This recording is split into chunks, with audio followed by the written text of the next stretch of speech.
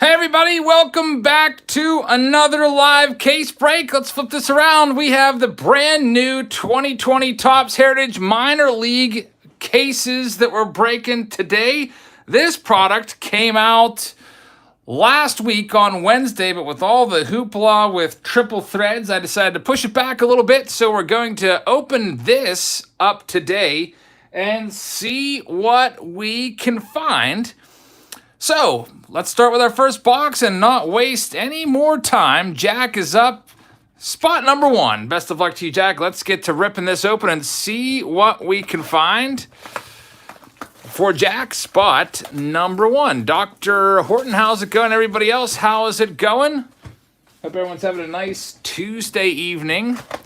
We've got a box topper inside each and every one of these. How much is it for a box? Well, after tax and shipping, it's $71 on Topps website and 70 something as well. On Steel City Collectibles, it's about 70 bucks. Buck Slayer says, how much is it to join Patreon? It's $3 per month. Let's get started with this. Jack, you're up first. Z Sports Cards, how is it going? All right, and Dave Penn is here. Says, hey, Eric, I want it to be the first super chat. Save me a box. Make that 2 boxes. Dave Penn from the Pen Packs is in the house. What's up, Dave? Hope you're having a great Tuesday as we rip down through these. I hope you guys will check out the Pen Packs. Cardbros asks, are you going to be doing Gold Label tomorrow? Unfortunately, no. There's been an issue with the place that I have someone that I buy through, a middleman, so to speak, and he gets them off of a warehouse, and that warehouse is shut down right now. So I will not have my cases, unfortunately. They are delayed. So maybe next week we'll get those.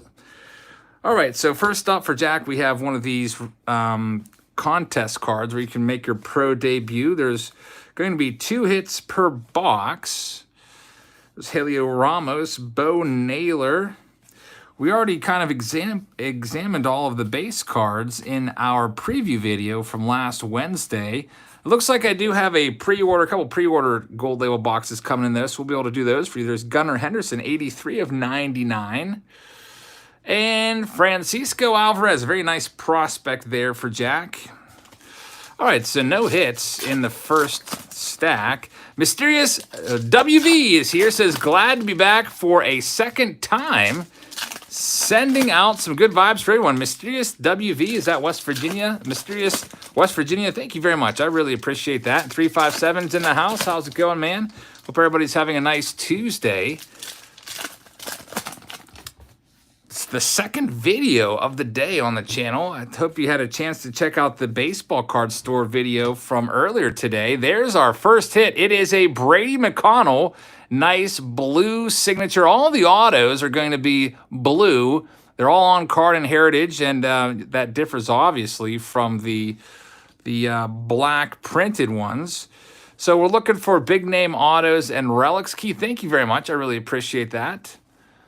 There's Yusniel Diaz. For those of you that like your minor league players, we'll be looking for number 1 overall pick, Adley Rutschman, tonight, along with Bobby Witt Jr. Andrew Vaughn would be a nice one. Maybe we'll find a Wander Franco in here as well. That would be pretty nice.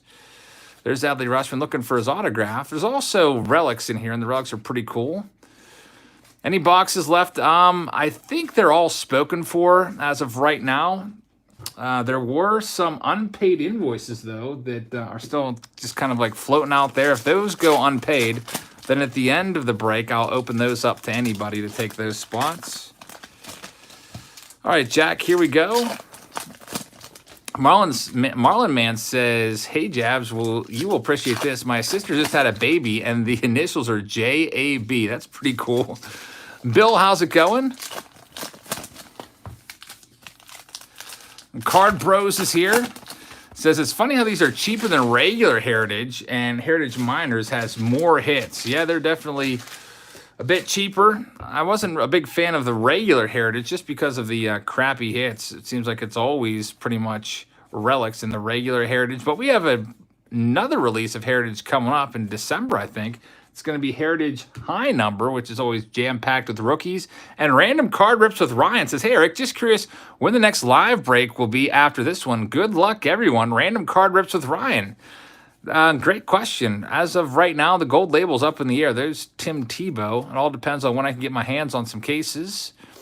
Ryan Mountcastle, yeah, he's a good one. Here's the hit, or one of the two hits. It's the second hit. It's Dalton Varsho, game-used jersey piece right there. Dalton Varsho, son of former major leaguer Gary Varsho. Nice. Another son of a former major leaguer, Ryan Weathers, son of David Weathers. Lots of father-son combos. Those are our two hits. 2 hits per box. J-Rod is the last one there. Let's check out Jack's Baseball's Greatest Moment page and hit and see what we have here. Box topper. It is a Shea Langoliers. I'm not sure if these could be autographed or not. Maybe we'll have an idea by the end. Maybe we'll find one that's autographed. We have a bunch of them. A bunch of these boxes to do tonight. A grand total of 40 boxes, I think. Austin F is in the house. Well, now we've got our resident minor league / amateur expert. He'll tell you what a good autograph is. Next up, spot number 2, Matthew. What's tomorrow's video? Well, that's a good question. Tomorrow's video, it looks like, I hope, I can get my hands on some gold label. It's only going to be a few boxes, so I can bring you the new release preview video. I wasn't able to get cases of it, but I did pre-order a couple single boxes. So we'll try to get that for you tomorrow. Matthew's up right now. And then for Throwback Thursday, I'm kind of split between either doing a baseball card exchange collection video that I've purchased, or doing maybe like 1990 Bowman, because we've never done that for Throwback Thursday. I don't know. We'll see. All right, so here we go for Matthew, spot number 2. Your first stack, I guess we'll get an idea if these are going to be organized like a lot of Topps releases are, where it's all the hits are in the exact same pack all the time. Someone says, how's the family? They're doing very, very well. Just got them all to bed, bathe, in bed, and falling asleep right now. There's Dalton Varsho. The card collector says, I keep sending you emails about the giveaway I won a while ago. You never responded. Card collector, I'll have to check that out. I get a lot of emails, so they do get buried. I actually just sent out about 15 giveaways today, a little earlier. So just keep forwarding it to me, and eventually I will see it. I think I have like 61,000 unread emails. There's a Seth Beard 91 out of 99. Your giveaway is likely sitting on my giveaway shelf. I have a special dedicated shelf. And I will get to it. I just sent out 100 packages today. Sent out a whole bunch of the $51 tier. So if you're on that tier, you likely got, I think, not all of you, but like 90% of you got an email today. Almost got them all done. Heather and I have been working hard. Sly Fox says, ignoring Patreon, how much is it on average to buy into a box break? Is there any way I can see how much it is before that you subscribe? Well, it all differs product to product. I always try, if I can, to find the lowest possible price and then give it to you either at or lower than what the big boys have it for, like Steel City, if I'm able to. So, for example, this, after tax and shipping, it is, Steel City has it for like $70 and some cents. I sold it for $68.99 was my final price after everything's said and done. Is that a red card hiding out there? No, it's just part of the scratch off inside. I thought it was a red. I agree with you, Dylan O. Kind of faked me out. There's Daz Cameron. There's the Ryan Mountcastle, for those of you that are fans of Ryan Mountcastle. Well, what else can we find? Scotty says, I enjoy your videos, sir. Thanks for the kid-friendly videos. Thank you very much for watching. Really appreciate that. Try to keep them kid-friendly. And there he is, Ike Rodriguez here. We're only on our second box right now. No big hits yet. For this box, we haven't had anyone come out. Adam says he got scammed for a $1,200 Ken Griffey Jr. How'd that happen? Let us know so that other people can avoid the similar scams. I know that when I was scammed on a Mike Trout rookie card that was fake on eBay, the guy had literally sold about 50 to 100 of them. over and over and over again for big bucks, and a lot of people got them not realizing that they were fake without the foil. They're just well-produced reprints. Always got to watch out the Mike Trout 2011 Topps update. Make sure it has the foil in the upper right-hand corner. Key says the Braves are winning 6-0 over the Dodgers right now. Uh-oh. I mean, the Braves are going to go up 2-0 if they hold on there. Dave says Jabs is always kid-friendly until the big hit comes along. Then he screams and scares all the kids away. Dave, thank you very much. We'll see if we have any big-time hits tonight. There's a hit. It's a nice one. Joe Adell. Keep the hobby alive. What's up, man? A nice game-used relic there. Joe Adell. Very nice card. And still haven't found the autograph yet, so now I'm worried that we may have missed it. It's a blue ink auto. And if that's the case, we're just going to have to go back through and look through all of the cards again. I did not see the autograph, Matthew. Let me go back and double-check your entire stack. The bad thing about these autos is they can be very easy to miss, especially if the blue is on a dark color. See how some of these players are wearing dark color uniforms? Weird, like I can't even see that, but it's not blue. Could be a scratch-off auto too. Yeah, I guess I'll take off the scratch-offs to double-check those. We are missing an auto right now from this box, and we are trying to figure out where it is. We'll double-check the scratch-off books.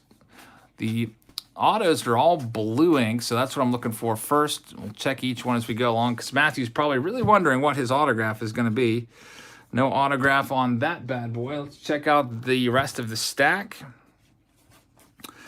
Looking for, there it is. Ethan Lindau, you sneaky guy. There's the autograph. Austin F says, Adell has replaced Clint for me as my main PC. Ethan Lindau's the hit. That's surprising. So finally, Frazier has been replaced on Austin Farmer's list. I still think that Frazier hopefully ends up being a good one. He hasn't really got too much of a break, unfortunately. Here's the other card for you. Sam Huff from the Rangers, Matthew. Thank you very much. Get your name on that one. And on to our next box. Yeah, Joe Adell is he's going to be a major star, that's for sure. Clint Frazier, he might be good, but I don't know if he's going to be a superstar or not. Right now, he's like a fifth outfielder or so for the Yankees. Poor Clint Frazier getting stuck with the Yankees. They have all that depth out there in the outfield. Cameron, how's it going? Doing pretty well. Here's the next pack, or next box, I should say. This one is for Christopher Reinhart. So the Braves up 6-0 over the Dodgers. That could kind of screw up my World Series predictions. I predicted the Rays winning the World Series in 7 over the Dodgers. So we'll see how it goes. Kind of cool watching the replays of some of the highlights of the ALCS. Thank you, Jimmy. I really appreciate that. Seeing actual fans in the stadium. I know that Zach Campbell went down to Arlington and caught 8 baseballs down there. So he's back doing his things. David, how's it going? All right, got to keep a really keen eye now for the blue ink. It's kind of tough when you're going through looking at the names, and then everyone has an autograph, and then just one in the stack just so happens to be blue ink. Can really sneak up on you. There's Ethan Hankins. A lot of these guys you'll see in the big league someday. Travis Swaggerty, former #1 pick for the Pirates. There's another Pirates #1 pick, Shane Baz. Bigfoot says tickets were actually not that bad of a price for the NLCS. Yeah, they're actually really low. You could literally go to tomorrow's NLCS game for like $60 or something like that. There's a nice Bryce Wilson white. If you check the back, it is numbered out of 50. Nice low number there for you, Chris. So, I don't know. I would love to go to a playoff game. Oh, Hample will be at every single one of those games, 357. That's a guarantee. Jody says, can I have the Patreon link? Did I forget to give you the Patreon link today? Let me go ahead and take care of that for you right now. I'm sorry about that. Pretty busy tonight, doing a little bit of this, a little bit of that, taking care of the kids, getting them to bed, and forgot to, when I opened up the room, I forgot to drop that in there. So I'll get that in there right now for you. Let me go to the text box and drop that in there for Patreon. If you'd like to sign up for Patreon, it's $3 per month, which works out to 10 cents a day, and it's saved. So we're in there right now, so it should come up right now for you. Jody, you can check it out. All right, Christopher, let's see if we can make a big winner out of you. You were a big winner a few weeks ago with, what did you win? You won a Saturday Showdown. It was Immaculate, that's right. You won Immaculate. A whole case of Immaculate. It's like, I forget what those sell for, like $3,000. Mr. Hogg, when you sign up for these on Patreon, you sign up, there's a nice auto right there. Check that one out. That's the best auto of the day. It's an Anthony Volpe out of 50. He's a top prospect. And check out that signature. A great one. I've pulled his auto before for, I think it was Brian Z. And I think I looked it up, and it was like a $200 card or something like that. So this is a very valuable card, I'm guessing, right here. Christopher, congratulations. A nice auto as well. And you're also, I'll go ahead and guess $200 on that card since it's out of 50. Tell me if I'm wrong. Astros are up 1-0 over the Rays, says Keith. Uh-oh. Well, we really need the Astros to lose. No offense, I should say, not all offense.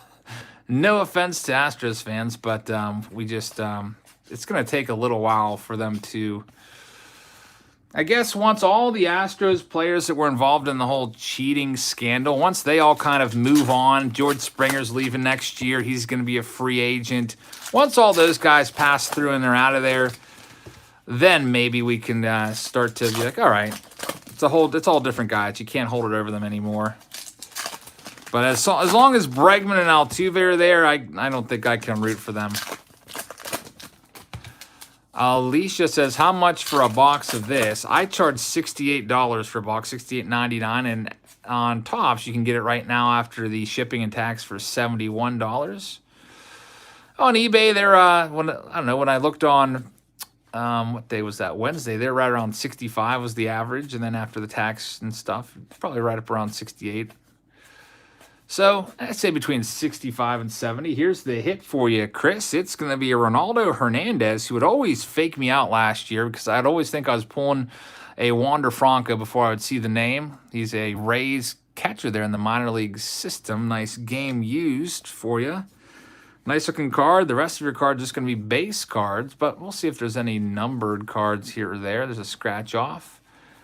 And Francisco Alvarez is the last one. Let's check out Christopher's greatest moments. Marlon Man says, I was so excited when you pulled my Triple Threads Yelich booklet redemption card. I went and ordered a box online. Can't wait for that to show up. I actually went and ordered another case myself. There's J.J. Bleday, #1 pick for the Marlins. That's a nice card right there. I don't really know if there's too much value to these box loaders. I do know that, like, some of them are pretty valuable. I noticed that, like, the archives, some of the, was it Archives Giant 1964s were going for, I don't know, $4 or $5 a piece.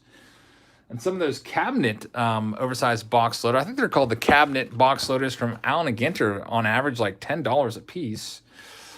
Are any of these considered rookie cards? Asked Dave. No, these aren't considered rookie cards. They're not allowed to be considered rookie cards until they've appeared in the major leagues and they have that official RC logo on them. So here we go. A-Rod is up. Hey, there's Clad's cards. I think I sent your stuff today. Did you get an email from Stamps? You were one of my giveaway winners. I sent out a bunch of those giveaways today. You should have gotten something from Stamps. So here we go. The Anthony Volpe auto is, no, I said $200, not $20. I'd buy that right now for $20. Out of 50, I'm guessing 200. All right, let's see what we can find for A-Rod. Jaime Vasquez has pulled the Tatis rookie 3 times. That's pretty impressive. And he says he's only a kid. That's a pretty good luck. I don't even think I've pulled it for myself 3 times. I know I pulled it for myself once this year out of some boxes from Tennessee flea market. Cameron says, and Jab, since you mentioned Zach Campbell, I've actually been able to personally contact him by email in the past and had a great conversation with him, one I will never forget. Yeah, Zach and I are friends. I've known Zach since 2007 or 2008. with as much as he travels, he gets to know like the all the regulars at the ballpark. I used to go to every single Pirates game, and I was pretty darn good at catching baseballs there, so we got to become friends. Jody says, when do you ship out the packs for Patreon? Well, it all depends, Jody. If you have a monthly package, then I put them in with your monthly package. And I just started it. I started sending stuff right now. I'm starting with our most popular tier, the $51 tier. Everyone seems to really like that one. Baby Cakes, Jesus Sanchez. And I just went ahead and purchased a whole bunch out of 99 Jesus Sanchez. You'll be happy to know this. I purchased a whole bunch of 2020 Topps Update blaster boxes. I pre-ordered them, so obviously I had to pay way more than what I should have to pay, which is $20 a box, but they're pretty darn in demand, and I wanted to make sure I had enough coming in so that I could give everyone on that $51 tier and above a blaster box of that hotly sought after product. Also ordered a bunch of I call them 1224 boxes with there's our autograph right there, Peyton Burdick. Peyton Burdick is a nice one. White Anthony Volpe is only $83. I thought it was way more than that. There's a nice one. Peyton Burdick. Still have a relic in here, but yeah, I ordered a bunch of packs of 2020 update as well that we'll put in with everybody that gets a new pack is going to be getting an update pack. Clads, you should have received something from Stamps because I use Stamps, and whenever I send something, I type in your address and your email so that they will send you the tracking number. There's a Christian Pache. He's making his second career start tonight in the NLCS. Pretty darn cool. You'll see his rookie card at some point in 2021. What are the scratch-off cards for? I don't know. I think it's just nostalgia because they put them in 1971 packs, so they brought them back. I don't think that you can actually win anything. It's just a little game. You can follow these instructions here. I don't know, play a friend or whatever. I see those sometimes, like the real ones, and they're all scratched off. Might be worth a couple bucks. Bigfoot says the 2021 rookie class is going to be fire. Yeah, it's going to be stacked. You'll have Pache in there. You'll have Joey Bart. You'll have Casey Mize. A lot of these big-time prospects you'll be seeing getting rookie cards coming up here in 2021. FDC Family Cards with a How's It Going super sticker. Thank you very much, man. I really appreciate that. I hope you guys will check out FDC Family Cards. It's going pretty well tonight. This might be our only live stream of at least the near future. I don't think I'm going to be able to live stream tomorrow because my cases are all delayed. Here's a nice Parker Meadows. It's a brown border, numbered out of 15. A nice low number. Buckslayer says, how does Patreon work? That's a good question. Well, if you're spending more than $14 up, you get cards sent to you each month. There's a Nolan Gorman. $14, you get 6 old packs sent to you each month, and then it just goes up from there. You've got newer stuff as well factored in, or you could just join the $3 tier and get access to all of the breaks. Austin F is back on the $14 tier. Thanks, Austin. Clads, it was sent out, so send me send me an email, I guess. And if you want that tracking number, there's a Xavier Edwards. Nice one right there for A-Rod.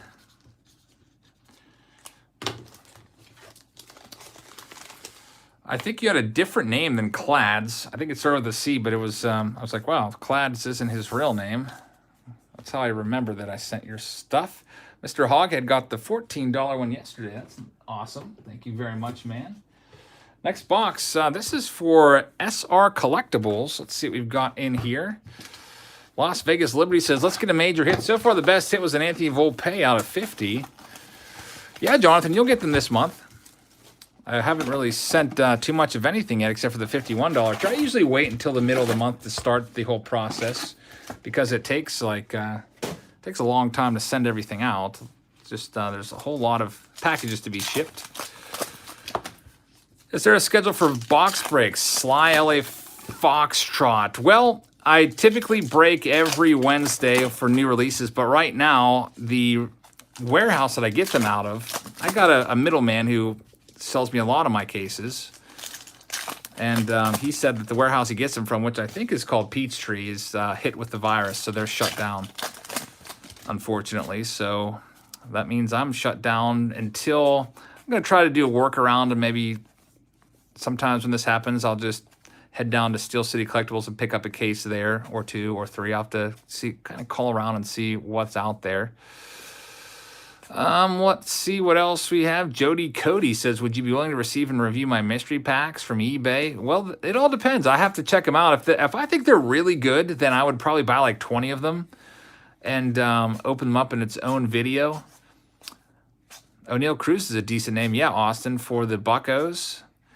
I'm a little worried about his psyche, though. He was in a major car crash that killed multiple people in the Dominican Republic this winter. He's fine, but I don't know if he was at fault or not, so I'm sure he's still going to be shaken up about that. There's an Adam Kloffenstein out of 50.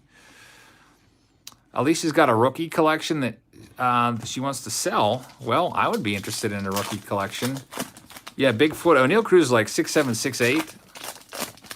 Buckslayer says, so if I join a $3 tier, can I get some packs from the breaks? Well, the way it works, if you're $3, you get access to the breaks. So you can sign up for as many breaks as you want, but just to send these cards alone, like sending this box, each one of these boxes is probably going to cost me $7.65 to ship.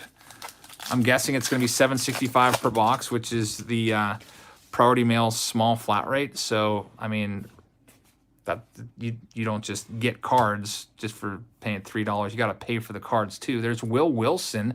That's the autograph out of 99.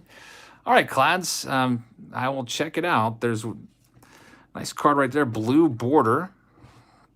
So we still have a relic kit hiding in here somewhere. There's J-Rod, Travis Swaggerty, Brock Death Rage, Key Brian Hayes, Sly Fox, a Sly LA Foxtrot says, thank you for the exciting content. Thank you very much. I hope you have a great rest of your evening. Casey Mize, you'll be seeing his rookie card coming up soon. Tristan McKenzie was another guy. Broke onto the scene with the Cleveland Indians. We need some red borders, says Kevin. Let's see if we can find some red borders. I'll try. I would like to. Are the red borders the one-of-ones in this? I do know that the red borders are the one-of-ones in triple threads. Q Baseball, shout out to you. That'd be interesting if Wander was called up for the World Series. That'd be kind of crazy. I wouldn't mind something off the wall like that. All right, let's see what we got for SR Baseball Collectibles. Let's find his relic in here. And last year with this product, they had some crazy, absolutely crazy relics in here. How about this one? Christian Pache, nice blue out of 99. We were just talking about him earlier. Austin says Ryan Weathers made his debut in the NLDS. Christian Pache, that's like Alex Kirilloff from the Twins, made his debut in the American League Division Series, or I guess technically it was a wild card round, 3-game wild card round. So kind of crazy how these minor leaguers can just be called up willy-nilly. You never used to see that before in the playoffs. I guess maybe we saw it. Did we see it once before with David Price? There's a nice Wander Franco for you. So let's get your name on that. And we're on to the next box. This is box number 6. It's for Mr. Greg H. Best of luck to you, Greg. And SR Collectibles, congrats on that nice Christian Pache. That was probably my favorite card in there. All right, Greg, here we go. Spot number 6. Keep the hobby alive says, I've switched gears to vintage thanks to you, Eric. Yeah, I can't believe how some vintage cards are so cheap. Like, I was buying Willie Mays cards here and there at the House of Cards. Did you see the House of Cards video that I posted earlier today for you guys? There was so many great Hall of Famers from the 60s and the 70s for like $2 a card. I mean, yeah, they weren't mint condition or anything, but Man, those cards when I was growing up, people would have been selling those for like $20, $30 a piece, I feel like. That was all before everybody was all about grading. Alicia says, Randy Arozarena cards have gone through the roof. I remember how disappointed people would be. I would pull Randy Arozarena cards left and right for you guys, and people would be like, oh, dang it. And I would try to make you feel good by saying, hey, at least there's a smiley face in his autograph. That's pretty cool. And now he's like Mr. October now, hitting all these home runs. Just off the wall, crazy production from Randy Arozarena. I know the Cardinals would probably want to have him back. You scared me. Where'd you come from? Nowhere. There's Shirton Apostle. You should get to bed. It's getting late.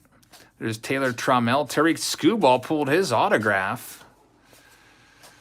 Schmo Bro says, Alex Kirilloff played on my high school team for a year before he moved to Plum. His dad was our coach. That's pretty awesome. Alex Kirilloff, a big-time local guy. I really wish the Pirates could have ended up with him. There's Marco Luciano. It is numbered out of 99. Baseball Nick pulled the bat down yesterday. That's pretty awesome. Epic Baseball, how's it going? Doing pretty good tonight, Epic.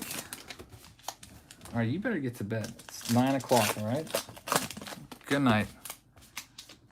We had a stowaway sneak downstairs. One of the kids sneaking out of the beds because guess they're not that sleepy. All right, Greg, let's see what we can find for you now in your middle stack. What's the best card of my collection, Jaime? Oh, there we go. There's Jackson Rutledge, probably the 1909 Cy Young. That's a nice looking card right there. These blue ink autos can be very tricky to find. Luckily, that one was on a white background. Jody used to do them all the time with my oldest daughter. She used to be in a whole bunch of my videos. Let's see what else. There's a Helio Ramos, Bo Naylor, Hunter Bishop, Matt Manning. There's Kirilloff. We were just talking about him. Austin says Rutledge throws gas and has nasty, nasty stuff. I wonder if he'll be a future closer. If he can develop enough pitches, he's got starter written all over him, I would say. All right, Greg, let's check out your final pack here and see what we can find for you. You got your autograph. Frog says, will all rookies call up towards the end of the season being Topps Update? Absolutely not. You have to remember the cutoff point for Topps Update is usually like June, what is it, June something, mid-June. And 357, I heard that Tommy Pham got stabbed in the back, but he's going to make a full recovery. And luckily, the blade missed all of his major arteries and organs, so he's going to make a quick recovery. He got into an argument outside of an establishment late at night, I guess. People were arguing near his car, and he confronted them, and unfortunately, I should say luckily, he's going to be okay at least. Unfortunately, he was stabbed in the back. Check out this one! Greg, you have an Adley Rutschman. There we go. That's kind of cool. It's worth more than 5 cents. You have a 1971 nickel. Why they chose 1971? Let's see. It says Adley was born on February 6, 1998. So I would assume they would have put a 98 nickel in there. But it says on that day in 1971, Willie Mays and partner Bruce Gossett took the opening round lead of a golf tourney that paired baseball and football stars. Like, okay, that's really going to, the new depths to figure out something great that happened on that day. I don't know why they just find a 1998 nickel, but 1971 nickel, Adley Rutschman with an off-the-wall ridiculous stat. Craig, that might be the most ridiculous stat that I've ever seen. We'll see if we get some more of those. It'll be kind of fun. Last year they had like relics from inside of the ballpark, like pieces of stadium maps and I don't know, like batter's eyes and stuff like that. There's a nice Bobby Witt Jr. How much are these boxes? Typically, you're going to end up paying $65 to $70. Jason says, hey, Jebs, trying to escape my son to chat you. My other son wrote you an email and you wrote back. Thanks so much for doing that. Hope to hear from you again soon. Jason, you're welcome. Just, I have to make sure I write your other son back so he doesn't feel bad. I don't want to write to one son and not the others. Just if I don't write back right away, just keep trying because I do get, I don't know, sometimes it's a couple hundred emails a day, especially on days when I have breaks. Every time I send an invoice, it creates a receipt that goes to my email. Every time I get a payment, it creates a receipt. Every time I ship something, it creates a receipt. I should just make a separate email just for correspondence. But I'll try to look for that. Mark, here we go in spot number 7. Best of luck to you. Dave, did you send me something? I'm gonna have to look. I think we might have. I have to double check the time for tomorrow. I think that Heather and I have plans at 1, but before that we might be okay. I have to get back to you, and I'll send you an email tonight. Get you drop off your cards to you. How do you fund your PC, says the Meme Factory. Well, luckily with YouTube, they pay, every time there's an ad roll, they pay a fraction of a cent. And, you know, that money, it's not anything that you could like live off of and quit your job off of, but it's definitely nice to fund your hobby for sure. Something like this, if you're asking, oh, you spent, I don't know, what I spent here. I don't even remember how much these cases were. You spent $2,000 on cases of Heritage Miners. Well, actually, yeah, I spent $2,000, but then we break that up. It's a group break, and everyone contributes $68 a piece, and then it's just we break even there. So I get that money back. Sometimes people are like, how did you spend that much money on triple threads? There's Greg Jones out of 99. And, well, I did, but then it just comes right back when we do the group break. Jason says, thanks so much. My son is trying to get a special video from you for our son's birthday. Hoping you respond to make that happen. Jason, I think I remember his email. Wasn't his birthday in, like, early November? And I think you wanted me to do a special video just for him opening something. I've got a lot of different blaster boxes that we can do. I guess take your pick. I have boxes of Stadium Club and Archives and Allen and Ginter. There's the hit right there. It's a Max Lazar from the Timber Rattlers for Mark. So Mark is got his hit right away. Mark is probably pretty stoked since he lives down in Atlanta. Probably talking about Braves baseball right now down there. Spencer says, if you want to start doing specialized videos, you should join Cameo. I don't even know what that is. I'll have to check that out. Yeah, but somebody, Jason wanted me to do, or his son wanted me to do a special birthday video where I just like open a blaster or something for the son, and it's like wishing him a happy birthday, going through the cards, and then send him the cards. Could definitely do that.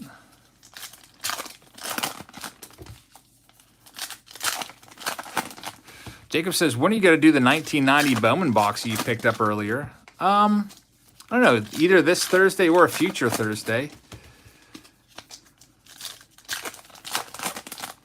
I'll have to look into that, BB. Cameo.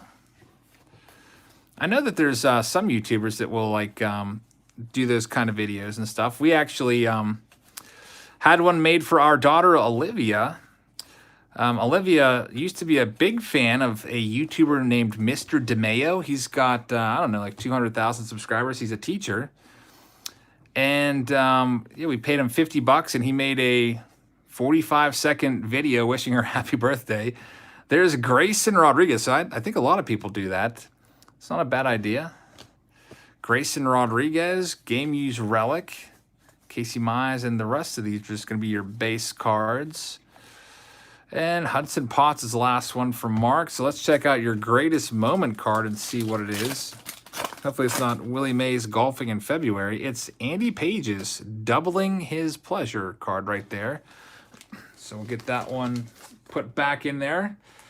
I always like to put these back into these. It just helps keep them a little more safe so they're not kind of like bouncing around in transit. All right, so Mark is in the books. Mario says, how much was it to buy into this? That's a good question.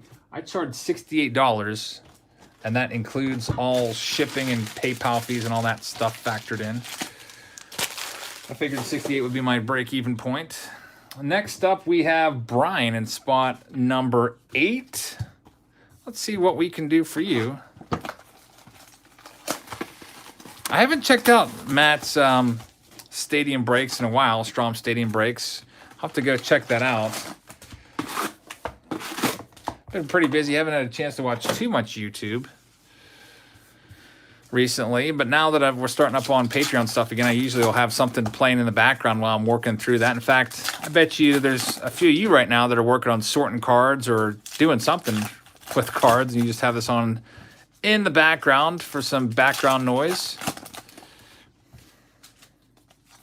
All right, Jason, that sounds good. Yeah, video like that, doing a blaster box, that'd be no problem. It would only literally take me probably like, oh, I don't know, a blaster box. It'd be like a 6-minute video. Wish him happy birthday. I'd probably want to know a little bit about him, like who his favorite players are, so we could look for those, and I could like get pumped when we find them, or maybe his favorite team, how old he is, and stuff like that. I gotta keep a close eye now for the autographs. Austin usually watches card openings in the background while working on papers.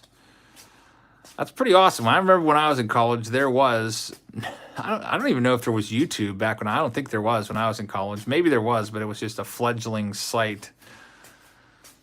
When I was in college, I used to just listen to CDs, Dave Matthews CDs. I graduated college 17 years ago. I'm going to be the big 4-0 this month. That kind of sucks. Thanks, Elliot Breaks. Dave Pence's CDs. Hey, I remember those. Yeah. Remember CD Warehouse, Dave?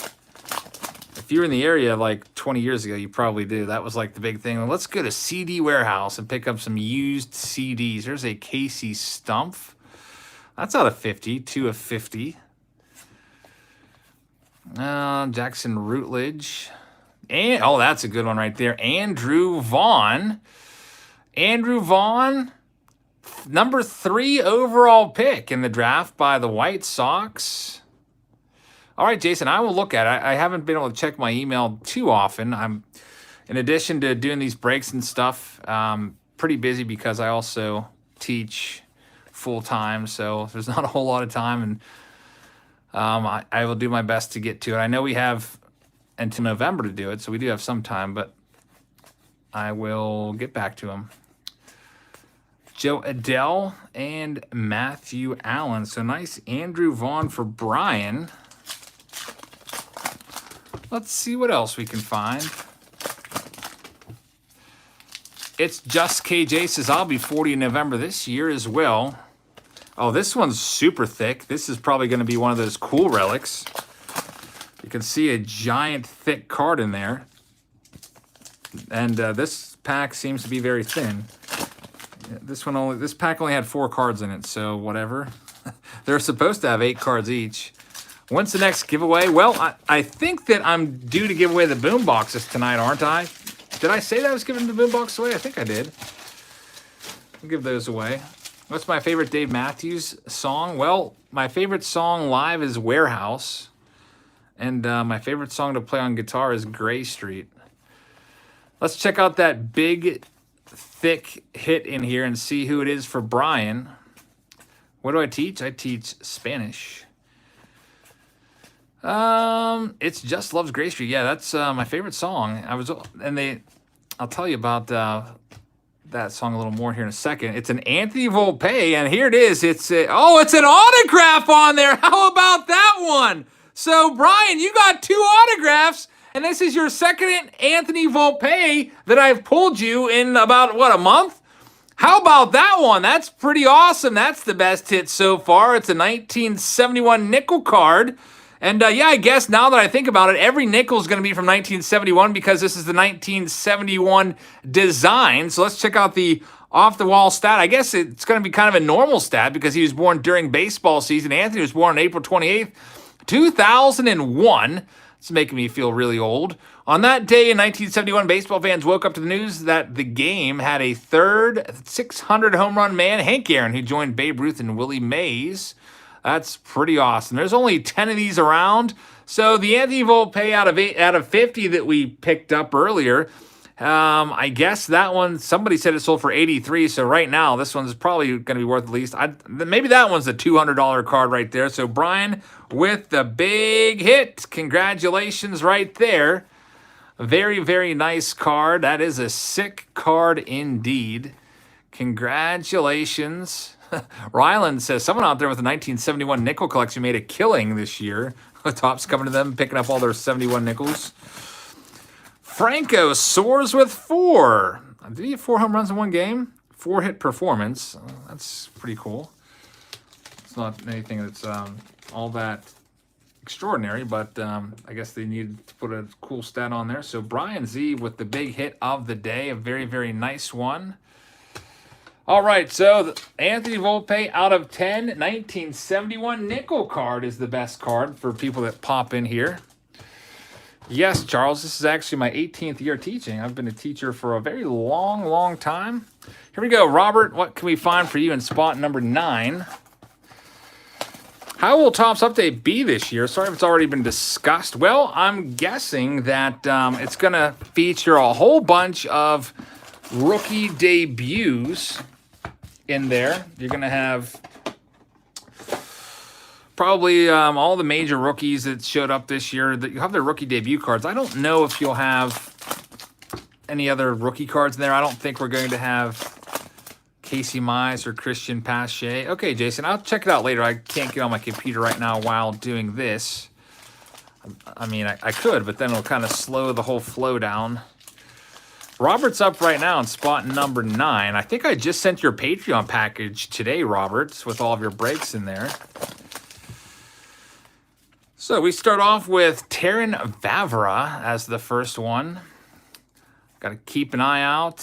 Corey's card says, I heard there's going to be no new rookies in update. I'm really interested in that. I wonder if that's going to make the price come way down. I'm interested now. I just spent a whole bunch of money on the update 2020 update. So, I mean, it'll still be cool to send out to you guys on Patreon. Ryan G says, awesome. Volpe pulls tonight. You're the best. I love Dave too. Looking forward to my spot tonight. Go Rays. Ryan, thank you very much. I really appreciate that. I'm also rooting for the Rays. I hope you guys will check out Ryan's channel. It'd be nice to have a team like, there's Joey Bart. That's a nice card right there. Nice underdog. I don't even know if you can call the Rays an underdog team. They won their division, but people own. Man, they're a nice team. Tampa Bay Rays. Kind of a shame that they can't get anybody to show up to watch their games down there. They deserve a sellout all the time. But I mean, like right now, obviously, 2020 being the year of the pandemic, nobody could go to the games anyway. But when they could go to the games, they would struggle to even draw like 9,000 to 10,000 at the Tropicana Field, which everyone says is terrible. But I actually like that field. Check out this. We got the autograph. Almost missed it there. Glenallen Hill Jr. All the autos in this are on-card blue ink autos. So you got the son of Glenallen Hill. A lot of us watched him growing up. Good old Glenallen Hill. And, yeah, you can look for the text at the bottom of the auto. That's another way to look for it. Nice tip right there. Thank you very much for that. O'Neal Cruz again. Dylan Carlson. Keibert Ruiz. He broke into the big leagues this year. Had his first major league home run. All right, Robert. Let's see who your relic is going to be. It's Justice. Type like Spike if you hit the like button already. 99 people have. Thank you very much, guys, for already hitting that like button. And now we're at 100. Triple digits. Thanks, guys. All right, so here we go with Robert's next stack of cards. There's Cole Winn, Bryson Stott. Relic will be in this stack for sure, unless they rip us off, which usually Topps is pretty good with getting these in there. We got a Nate Pearson, a flamethrower for the Blue Jays. There's his game-used relic. He broke into the big leagues. You'll be seeing his card maybe in 2021 at some point, his rookie card. Brock Deathridge. Josh Young from the Texas Rangers. Great prospect. Ke'Bryan Hayes, another guy who you might see in the big leagues. Wander Franco, I think his ETA is probably going to be next year. Well, I bet you will see Wander come up mid next year, maybe late June. Teams typically keep their big-time prospects down in the minors more often than not to control their arbitration eligibility. Royce Lewis from the Twins. So, Robert, thank you very much. Congrats on the Pearson and the Glenn Allen Hill. Get your cards taken care of here and out of the way. All right, next up, this is spot number 10. This is for Clark D. Let's see what we can find for you. Austin says Rushman could be called up in September 2021. That's true. Dave says, keep an eye on those scratch-off cards. I bought a pack of these yesterday, got an Anthony Volpe scratch-off auto. So it looks like he's got cards all over the place, or at least autos all over the place in this. Yeah, it's literally worth at least 5 cents. That's true. Tom A is in the house. Hey, Tom, how's it going? I saw Tom's comment was the number 3 most popular comment today. I was looking through the comments and put them in order of however YouTube does it with their little, I don't know, analytics or algorithm. They always rank the top comments on that card store video. And Tom says, I need to get myself a Ricky Henderson rookie card one of these days. I thought I paid $20 for that because it's been like a month since I was at that card store. But when I went back, I went through the cards first and looked through them. The Ricky Henderson had a $20 price tag. And then I went through and I did the video. And actually, all those cards were half price. So the Ricky Henderson was only $10, which is pretty darn awesome. Miguel Vargas. J-Rod, Julio Rodriguez, Jesus Sanchez. Ike says, I need to come to Pennsylvania and hang out with you and John again. That would be pretty awesome, man. Yeah, if you're up this way, let us know for sure. Donald Blomdahl is in the house, and he's got the unboxing. Donald, thank you very much. I really appreciate that. Elihuris Montero. This one's out of 50. I'm seeing some people saying that we're frozen right now, so I'm going to pause right there. We haven't had any autographs in this box yet. I hope you guys will check out Donald Blomdahl's channel. And Nashville says working for him now, so let's get started. Sorry about the lag. Donald, I checked into your stream today. Just put it on as I was driving over to Heather's house around 1 p.m. Donald's got some kind of contest going on over there. It seems like every time you pop into his live stream, he puts you in a contest for an October giveaway. So make sure you check his channel out. All right, Clark, let's see what we can find now in your middle stack. Hopefully the lagginess from that first stack is gone. And there's our autograph. It is a Grant Gamble from the Chuckers, Idaho Fall Chuckers. A terrible earned run average, but he only pitched 27 innings, so nice auto right there. Don't know much about him. Lisa hit the refresh button. She said she's fine now. There's a Wander Franco in there. Tristan McKenzie, Tim Tebow. And we're going to be keeping an eye out now for our relic in here somewhere. Looks like Tropics has a nice pull. He pulled a numbered Topps Archives Luis Robert rookie card. That's pretty awesome. Congrats on that pull. Anytime you can pull anything numbered Robert, it's a good one. And Jonah pulled a Bowman Platinum Wander Franco 1/1 auto. Well, you're a rich person now. That's a great pull for sure. Redskins bought 3 2020 sets today at Walmart and hit a blue parallel set. Congratulations on that. I haven't even seen those. I saw them the first day they were on the shelves. A couple different Walmarts. Picked up some for a video and haven't seen them ever since. So I'm glad that I did pick up enough that we were able to pull at least a couple of those Gold Star ones. Gold Star parallel sets. If you still need to get yourself a 2020 set, factory set. They have them on the Topps website. They're $50 a piece. The only problem is they're the blue box version, which is like the worst box of all. I mean, it's not bad. You'll get all the base cards. You'll get the rookie variant cards. There's a Jaron Duran card, game used memorabilia. But you don't get the cool foil board cards, which is like a huge reason. Redskin says the orange set is selling for $2,500 on eBay. That's absolutely nuts. So if you ever wanted to know why you can't find those, anymore at Walmart, it's because, you know, your set could be worth $2,500. There's Adley Rushman. And by the way, those sets are very easy to search, I found out. You can literally search every single set on the shelves at Walmart to see if it is a parallel set or not, believe it or not. So be careful for that. Clark, thank you very much. Let's move on to our next. Should have those like under glass or something since they can be so easily searched. Spot number 11.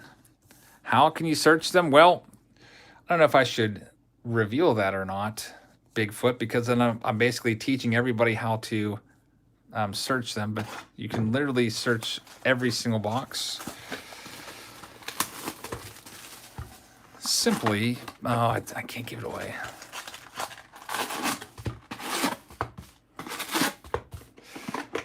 Trevor, let's see what we can find for you in spot number 11.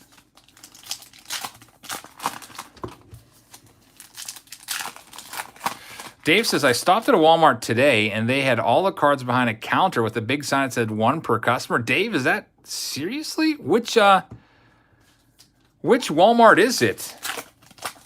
Because my Walmart never has anything out here anymore.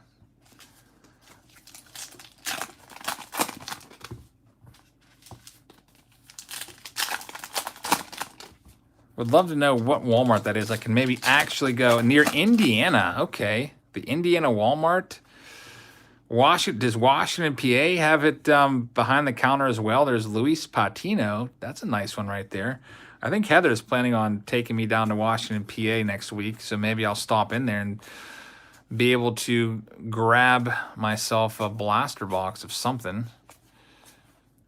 Thomas says Walmart here only locks up razors. Yeah, they'll lock up razors and stuff like that, and but they won't lock up cards. Wish they'd lock up cards. Lisa says, I'm letting you all in on a secret. I live in a rural town in Oklahoma, and our Walmart always has all the cards, and there's no limit on buying. Well, Lisa, you might have a bunch of people heading out to your neck of the woods. I guess Oklahoma's a pretty big state.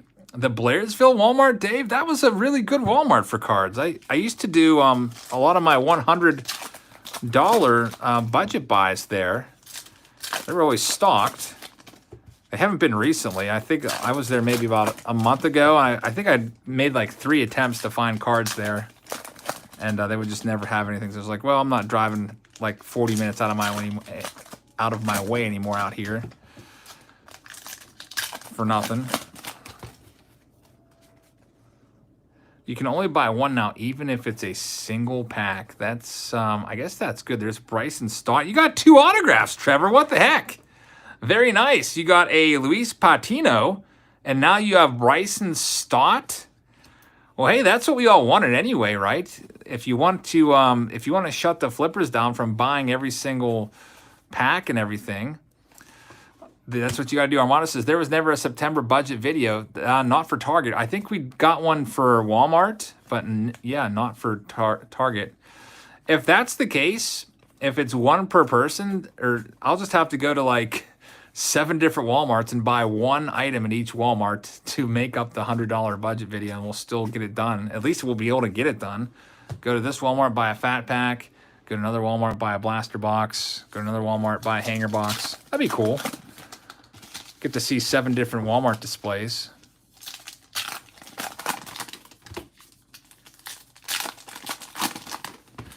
All right, Trevor, here's your last stack. We already found 2 autographs for you, which is pretty darn awesome. Looks like you're going to have a relic in there. Hanson, thank you very much for watching tonight. Corey's Card says there's not much at Walmart in Canada. There's not much at any Walmart around here. Redskin says Targets are limiting purchases to $4.99 over $4.99 to 2 per person. Yeah, that's good though. It's what we wanted.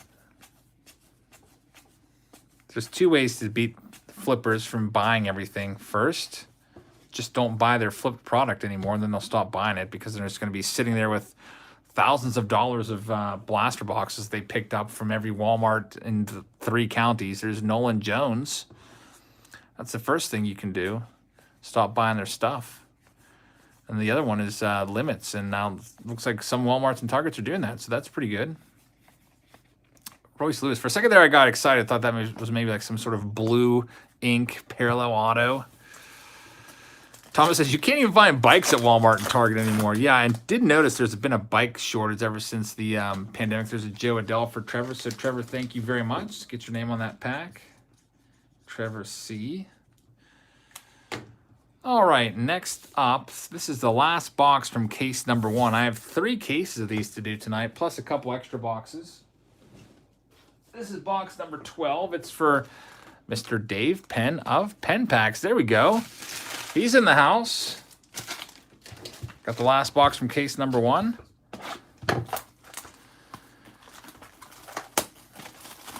And he's got the first box from case number 2. Let's see what we can find.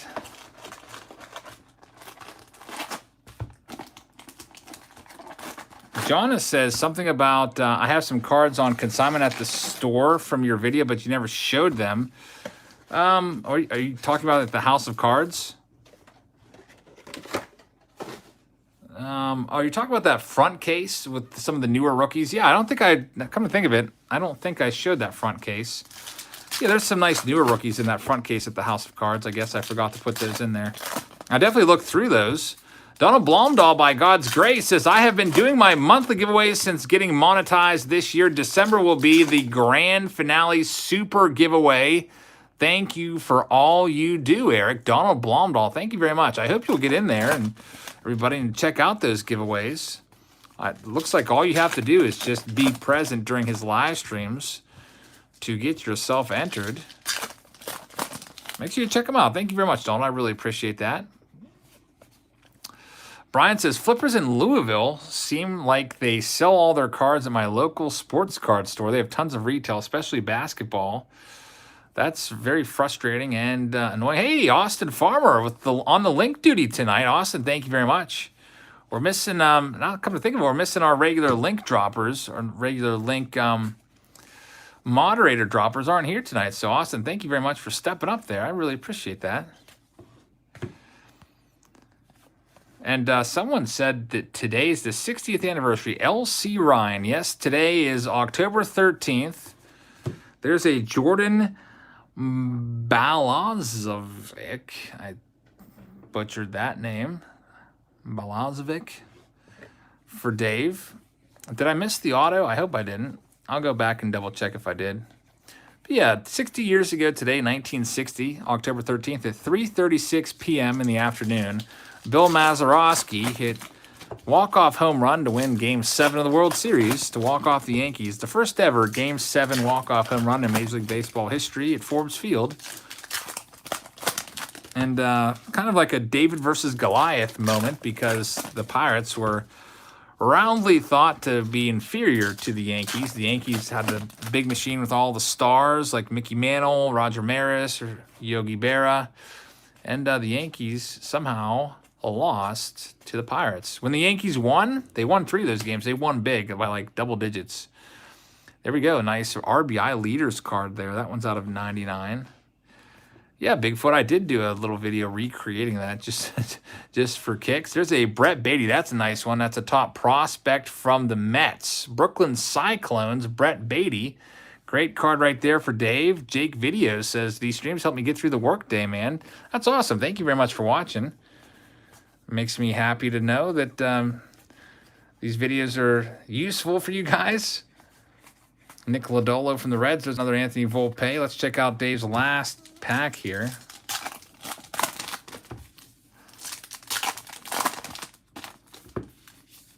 Spot number 12. Mark Vientos is on the back. Grant Levine on the back of that one. All right, so here we go. Last pack for Dave.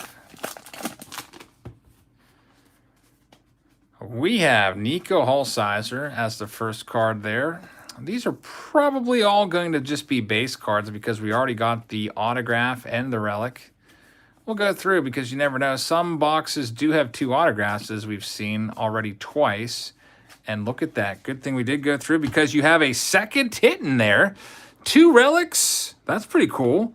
It is a Miguel Amaya out of 99. So a bonus hit for Dave to go with his Jordan Balazovic. Very nice. Congratulations. And Brian Matta, Frankie Alvarez. Check out the last couple cards here. Last card there is a Tommy Parsons innings leaders card. Here's your baseball's greatest moment card. Mysterious West Virginia with a $10 super chat says Forbes Field is at this moment an outdoor insane asylum. The 1960 World Series Game 7 radio call. Mysterious West Virginia. Thank you very, very much for that. I really appreciate that. Yeah, that's going to go down in history in Pittsburgh lore forever, that 1960 home run. From Bill Mazeroski. He's still around. Bill Mazeroski, he's got to be up there. He's like 85, 86 years old now. I can't remember his exact age, but I don't know if he still lives in the area. He used to literally live, I think, 3 minutes away from my brother's house. I don't know if he still lives there. I know that he put his house up for sale. Maybe he like moved to a retirement community or something like that. There's Austin with Mysterious West Virginia's link. Thank you very much, Austin.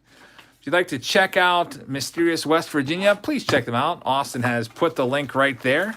I really appreciate that. That's super helpful, man. All right, let's check out Dave's next stack. Where did I get these packs at? I bought these, I don't know, a few weeks ago, and they came in on Wednesday.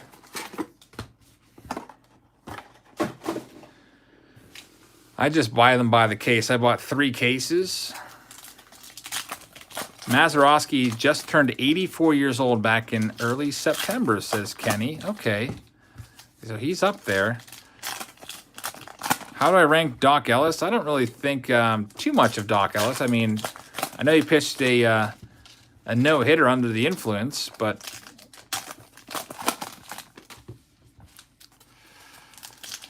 John, I guess I'm going to have to go back and redo my House of Cards video and show the Jeter auto there. I didn't realize that they took consignments and your cards were sitting in that front showcase. I would have definitely made sure to show those.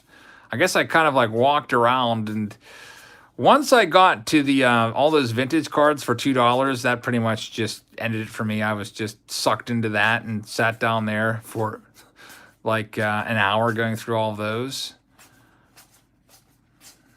It was the owner was pretty awesome too of House of Cards. He didn't know who I was when I walk in because I usually never like show my face in the videos. It's mostly just my hands.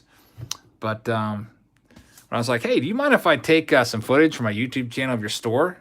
And he's like, yeah, that's fine. And then like eventually he's like, what's your YouTube channel? I said Jabstream. He's like, nuh-uh. He's like, I watch you all the time. So that was pretty cool. All right, what else can we find for Dave in the second pack? That first stack didn't really have much in it. Time to get to the autographs. Jonas says the staff at House of Cards is pretty awesome, and they buy things in cash, good prices. There's a PCL League card right there, Pacific Coast League. That's out of 99.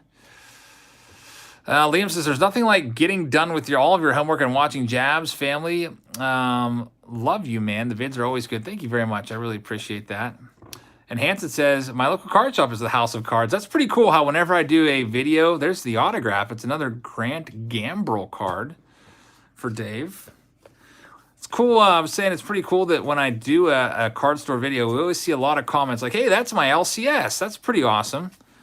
There's so many, like, it seems like there's no card stores anymore, but I bet there's a whole bunch out there that I could even make this a series where I go to different like region, like I don't know, maybe like once a month and hit up like 4 card stores and make like a card store Saturday, or I don't even know what I call it, something with alliteration. LCS Sunday. I don't know. Did I go to Hall of Fame cards in Maryland, 20 minutes away? No, I didn't. Heather and I went down there for the weekend. I didn't want it to be all about baseball cards for her. I would have felt awful dragging her to all those different card stores. So we went to, I think, 4 card stores within the span of a couple hours on a Saturday afternoon. All right, Dave, what can we find for you in your last pack? Should have a relic in here. I think I saw a thicker card.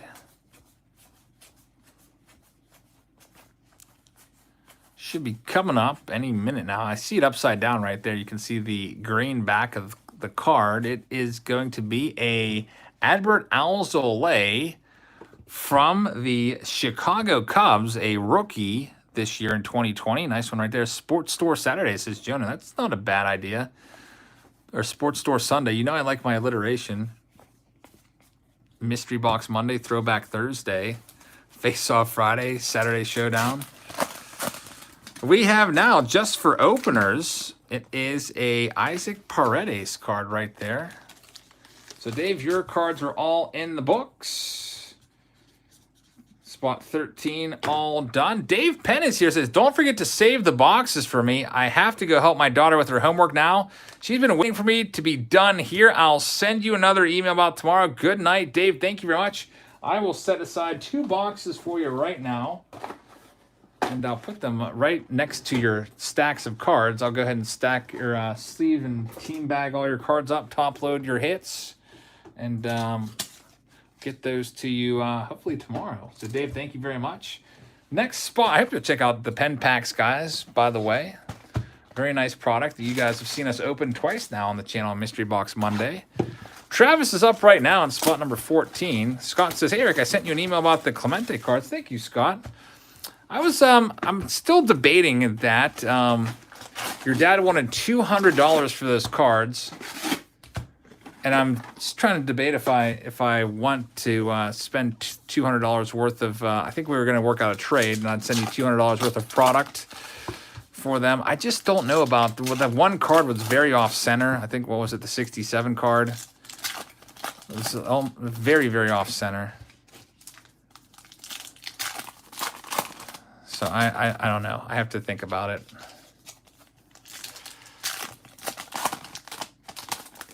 Spot number 14 for Travis.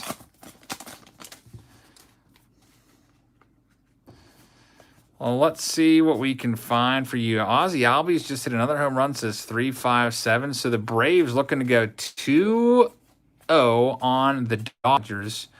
And the Dodgers are without their longtime ace. Clayton Kershaw is on the shelf right now, guys. As you know, he was scratched from his start with some, I guess, lower back stiffness. And he's not going to be able to pitch until at the very earliest, Game 4. So, I don't know. That could be trouble for the Dodgers. And Dodgers don't seem to have any faith in Kenley Jansen. Blake Trinan giving it up last night in the 9th inning. And it was a 1-1 game?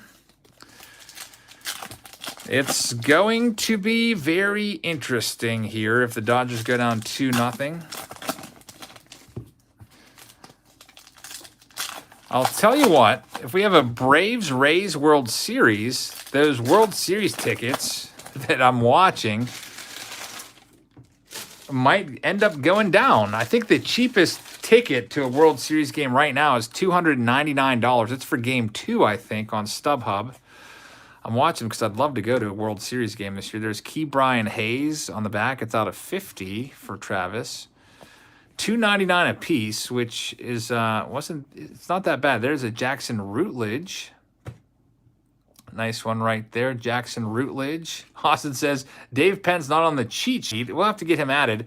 I think usually what Daddy Daughter does is he just finds the pen packs on eBay and just drops the eBay link to the pen packs. Yeah, that cheat sheet's very, very helpful. We gotta spread that around. If you're a moderator, we got to make sure everybody has the cheat sheet. Well, the cheat sheet is something that Heather created back when Heather was here all summer long during all the breaks before she had to get back to school and teach. And now she spends her evenings while I'm breaking, preparing for her classes because she's like a super teacher that teaches very, very well and in-depth stuff. And yeah, she created a cheat sheet for the super chat. So if somebody super chatted, she would look up their channel and then add them to like a document, a Word document. So if they ever did again, that she would have it. It just made it really quick. And then she passed that on to Daddy-Daughter Card Breaks, and I'm hoping that Daddy-Daughter has passed it on to you. Austin F. I hope you guys will check out Austin's channel. Nick Lodolo. How many more boxes do I have? I see 12 plus 10. 22 more boxes to do tonight. It'll probably end up being about a little over 3-hour live stream.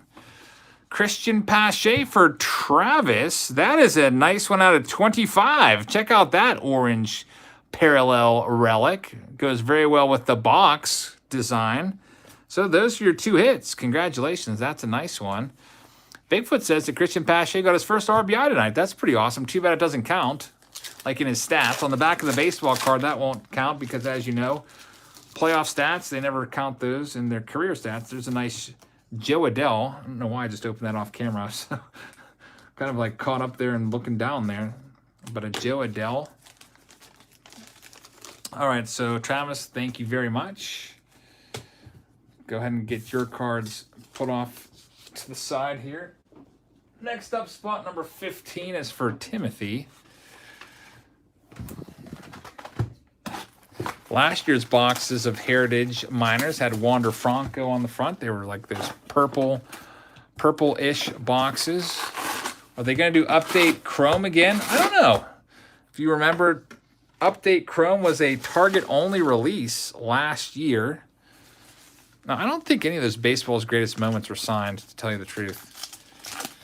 Jack's Card Shop, what's up? Thank you very much for being here. It says, I just left a like and sub to the channel. I really appreciate that. Almost at 75,000 subscribers. That was kind of like the goal at the beginning of 2020, back in January 1st. I think in one of these last streams, we sat around and said, hey, what's your goal what's your New Year's resolution for the end of the year? What do you want to be at for the channel? I was hoping for 75,000, almost there. About 200 some away. Maybe you'll get there this month. And now we're looking for Timothy's first hit. Max Lazar. Bigfoot says at this pace you'll be at 100K by 2022. That's right. Hopefully, eventually, I would hope to get there someday. It'd be pretty awesome to break into triple digits or 6 digits, I guess. Let's keep doing what we're doing around here and bring you guys breaks and card videos. I'd like to start doing the flea market videos again, but a lot of the flea markets are closed down. I guess we could get back to doing antique store videos. I feel like I need to get rid of some of the stuff that I have in my house. As you know, I used to go to a lot of antique stores and flea markets, and I picked up a whole lot of stuff, and I need to kind of clear some space. El Canon's in the house, so maybe I was thinking about it. I was talking to Heather because Heather was helping me rearrange my my basement, which it's a nice finished basement and stuff. So there's a lot of stuff down there. And hey, speaking of that, look who pops into the stream. It is Heather.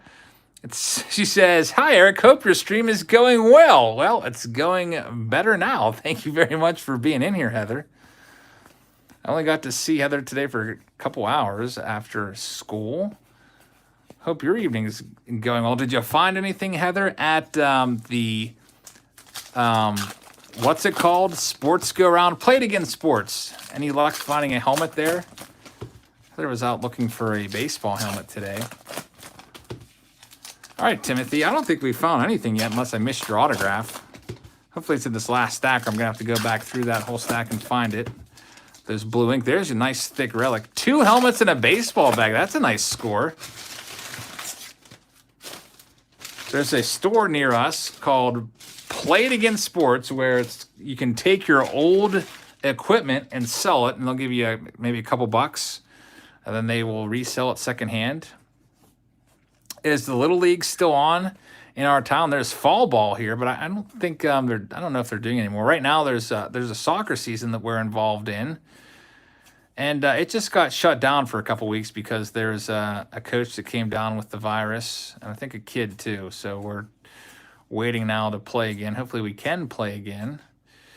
There's the hit. It's an Anthony Volpe out of 99 with the coin. What the heck, though? I didn't see an autograph. Well, looks like it's time that we have to go back through and look at all the cards for Timothy and see if we can find our autograph. All right, here we go. Looking for the blue ink auto, and basically I'm just looking for the text on the bottom that says you've just received a authentic autograph. This will be, there it is, top certified autograph issue. Missed it. It's a Keoni Cavaco is the hit right there. Keoni Cavaco. So it was hiding out there. There's, I don't know, it looks like that pen may have been running out of ink, so it doesn't even look that blue. So Timothy, there's your auto. And spot number 15, we have Sam Huff as the hit right there. So Timothy, thank you very much. Let's get your name on this one. Timothy. Next up, we have spot number 16. And it's going to be for Mr. Ryan. Ryan was in here earlier. Austin says, Cavaco is a really good athlete. Bat needs to develop. Could be something special. So there you go. Austin, who's got the lowdown on all these prospects, can let you know if you got a good one or not. CPC says, I love the live streams. Thank you very much. Thanks for being here. Let's check out Ryan's spot right now. Spot number 16.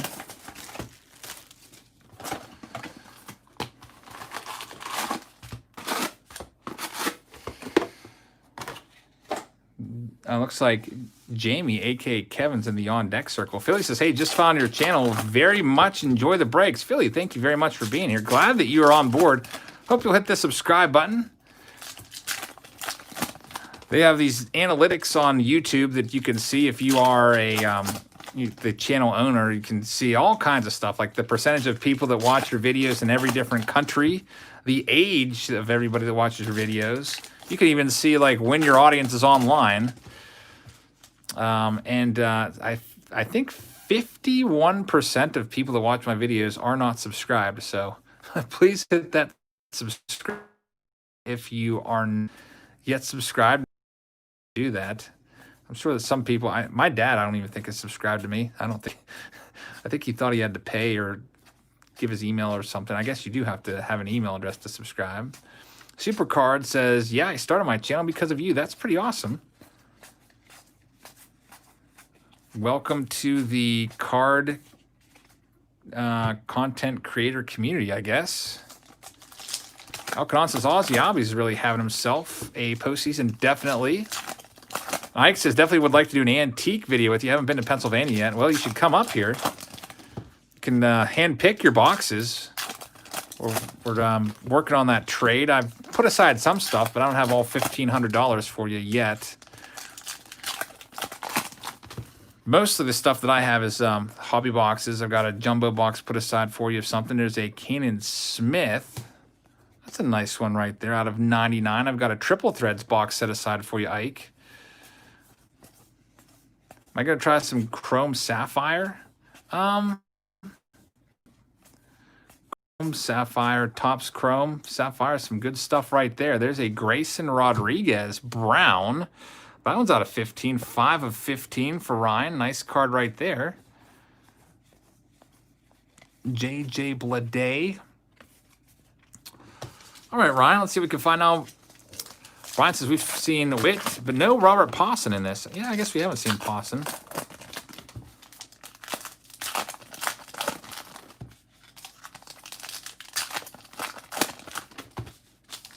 All right, Ryan, let's see what we can find now. We're still looking for your autographs, so I got to keep a close eye out for that. I do see the relic in here. Ike says, awesome, I'll take it. I've been unable to find anything because of the dangers. Yeah, we were talking earlier. It seems that some Walmarts are now putting cards behind glass, which is pretty cool. You might have to go to that cigarette aisle. I don't know where they're keeping them at, but I know at Walmart they always have like a cigarette aisle in the middle of the store. Not, I don't smoke or anything, but they might keep them behind there. There's a Alec Thomas. That one's out of 99.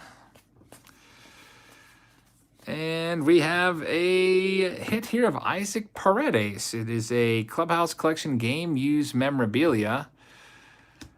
And it looks like I missed the auto again. Dang it.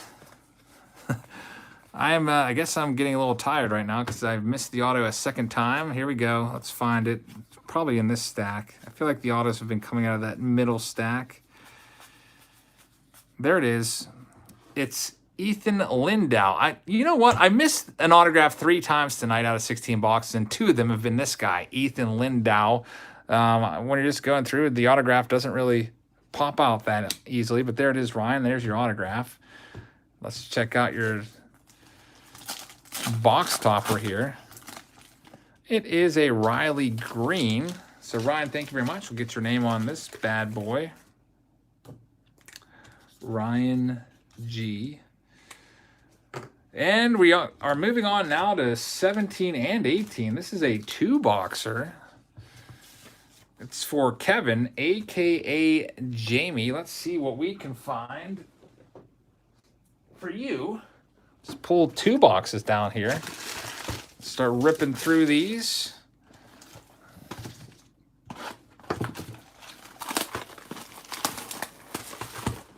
Just Kevin. All right. So Jamie's on the PayPal account. I always have to put the name on the PayPal account because otherwise, when I go to ship the cards, the way I get your address is I go to the PayPal activity page and I type in your name. If I type in Kevin Wilmore, it might not come up. So I always like to have the name, the full name there, just so I can verify. Oh, that's okay. Jamie, there's the address. Boom. Can send it off. Kevin says, red. I want to see some red. We'll see what we can do here for you. Liam says, how much would an 1988 Fleer limited edition pack be worth? I don't know. Probably not that much. CPC says, you sound really tired tonight. I hope I don't sound too... I had a terrible night's sleep 2 nights ago. I don't think I slept at all the entire night 2 nights ago, but I slept pretty good last night, so I thought that I was going to be okay. Sorry that I sound so tired. I will definitely get some sleep tonight and be nice and rested for the Gold Label preview video tomorrow. Hopefully that comes in the mail tomorrow. We'll see. Otherwise, I will find something to do. Might just do a random card opening video. What else do we have? Cameron Meisner, Tristan McKenzie, CPC. Thank you, man. Really appreciate that. I think after this, I'm going to go down and have myself my final piece of cherry pie. Heather picked me up a cherry pie at the pie shop in Laughlin Town on Sunday. Got to finish that off. Mystery says, does Mazeroski ever autograph? Yeah, I've actually gotten it. I've got his autograph before in person at Pirate Fest, so he does sign. I don't know if he signs through the mail, though. I mean, he's getting up there, so I don't know if he still makes that many public appearances or not. I know that Al Kaline signed up and, you know, almost up and I guess until he unfortunately passed away. Al Kaline used to sign anything. You just send him $10 and he would send you your stuff back signed. Best hit so far was an Anthony Volpe relic out of 10 autograph. Guessing it's worth about 200. No reds yet for Kevin. No autographs yet for Kevin. At least I don't think I've seen one unless I'm going to get another Ethan Lindau. Yeah, David, the minors cards aren't that popular. You're right on that, but some people will just like to hang out just for the chat and, you know, just for something to have on. Let's see what we can find in this stack. Looking for the autograph. And is it going to be in here? Redskins. What are your thoughts on Randy Arozarena? Yeah, we were just talking about him earlier about how all his cards are going up in value. I was pulling all those Randy Arozarena cards, autos. Nick Madrigal from the White Sox, game used. El Canon says, oh, we have no lack of talent on the Rockies. We just have hoard ownership, and pitching leaves something to be desired. At least you have Witt coming up. Yeah, didn't your owner say that you guys were going to win 96 games this year in spring training? I think that was the story. Like, he's like, yeah, we're going to win 96 games. Let's check out the rest of these cards. The auto in these is avoiding me again. It's these blue ink autos. There's a Bobby Witt Jr. I don't know. Oh, look at that. It is a scratch off auto. How about that one, Kevin? You wanted to see some red? We got some red for you. Red bordered Bobby Witt Jr. faked me out. I was looking for the autograph in this box. It wasn't in there. It was hiding in this little, I guess you could call it a booklet, a scratch-off autograph of Bobby Witt Jr. It says autograph right on it. I just kind of blew right past that and thought it was a worthless scratch-off booklet, but lo and behold, you have possibly the hit of the night right there, a Bobby Witt Jr. booklet auto. Kevin, that is what you wanted, I'm sure. How about that? The number 2 overall pick in the draft. Here's the rest of the cards. I think I already went through these, but in case I didn't, that's pretty darn awesome. A Bobby Witt Jr. autograph. Really, really nice card there for Kevin. Congratulations on that one. Here's your greatest moment. I will just do them both at the same time. Let's check out pack number 2. Or box number 2, I should say.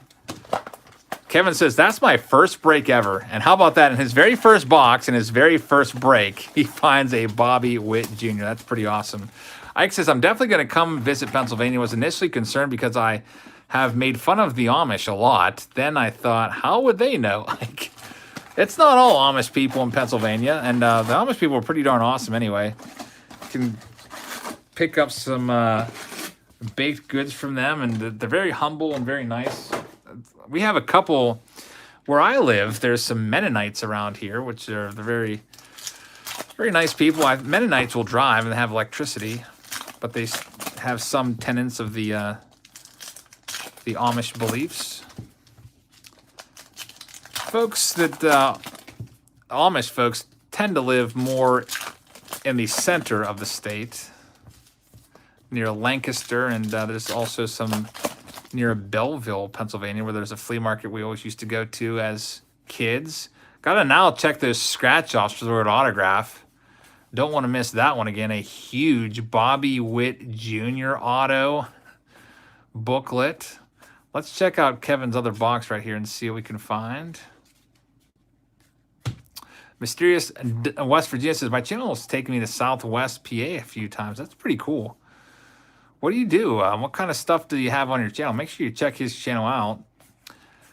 Do you do, I don't know, like Mysterious West Virginia? Do you explore the wonders of West Virginia?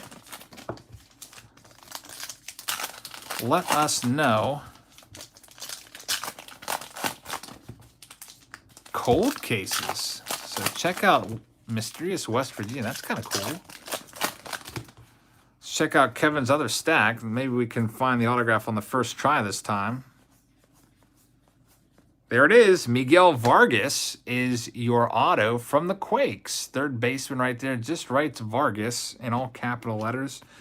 So now you're going to have a relic in here. Let's see if it's one of those cool 71 nickel relics. John says, we have Mennonites. They make awesome food. That's pretty cool.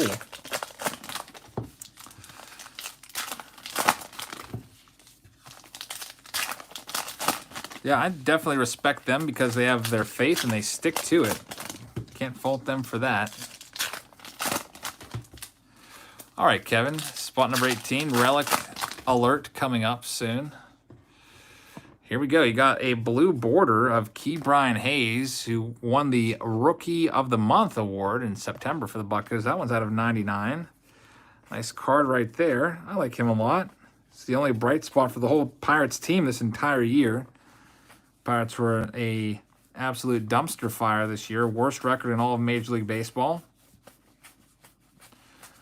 With really no bright spots. And how about this one? You have yourself, Kevin, this is his first ever break, and he pulls a Bobby Witt Jr. parallel scratch-off autograph booklet, and now he pulls a Real One autograph image border removal parallel of Hunter Bishop.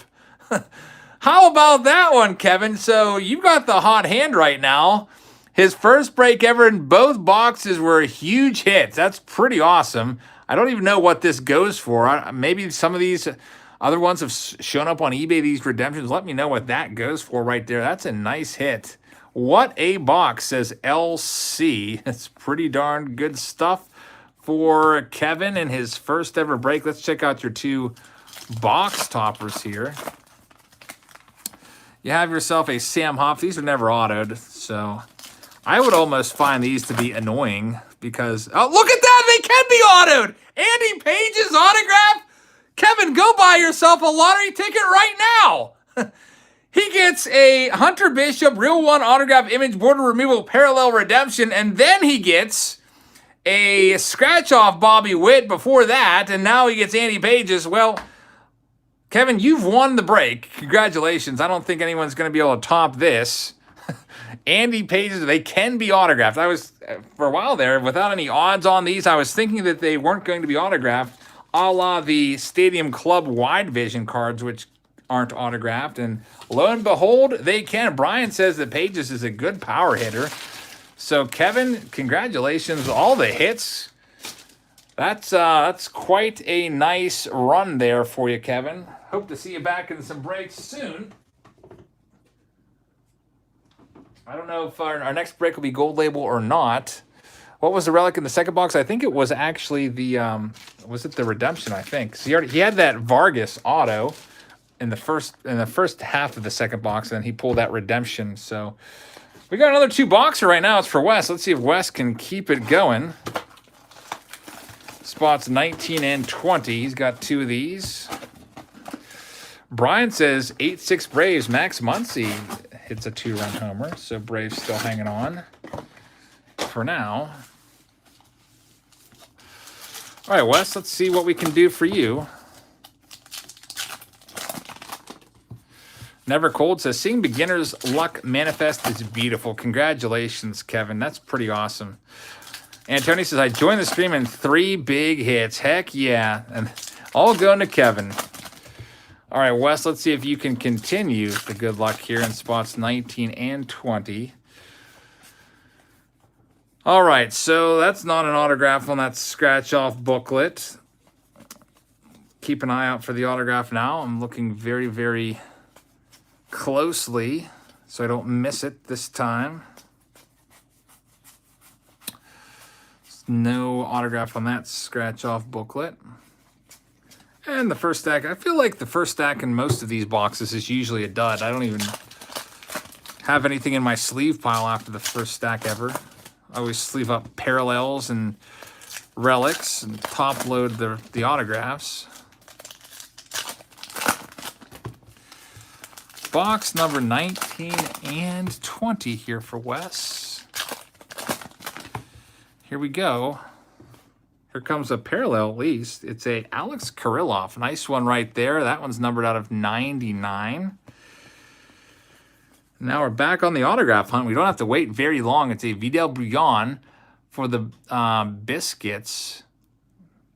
Second baseman right there. Nice card. Not numbered, but you have a relic coming up as well. And typically the relic is always in the last stack, so keep an eye out for autographs, though, because as you do know, a few of these boxes have had 2 autographs in them. I guess so-called hot boxes.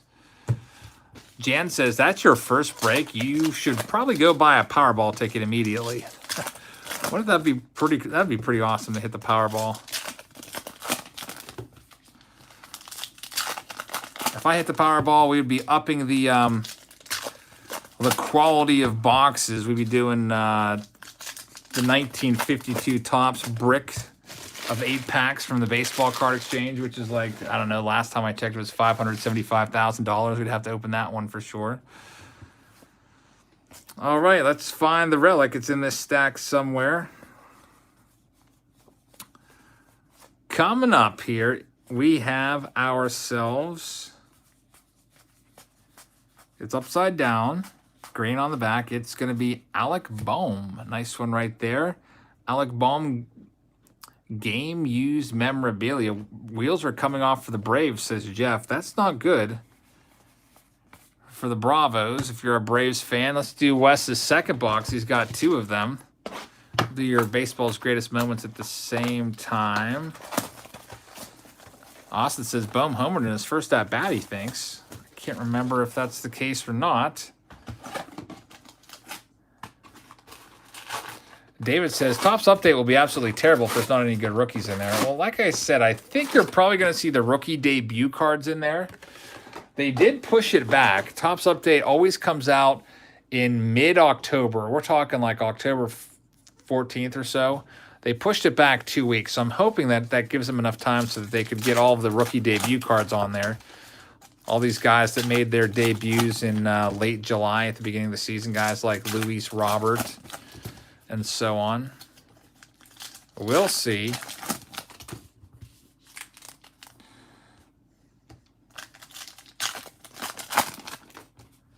So here we go, Wes. Second box.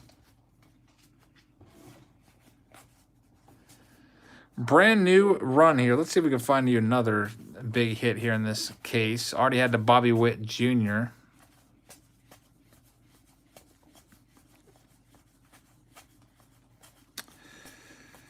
This is the first stack. Usually the first stack doesn't produce anything.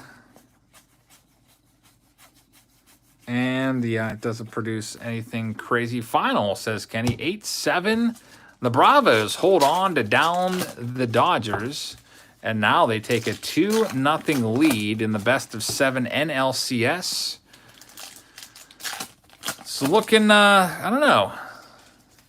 It's not looking great for the Dodgers. I mean, still plenty of time for them to come back. They still have Clayton Kershaw lurking, but he is injured. We will see what happens. It's going to be pretty interesting. Let's check out this middle stack for Wes. We've got a parallel out of 50 here of a PCL Game 1 card. And there's the autograph. Brady McConnell. Brady McConnell from the Chuckers. And Tony says, any idea how much a box of Update will go for upon release?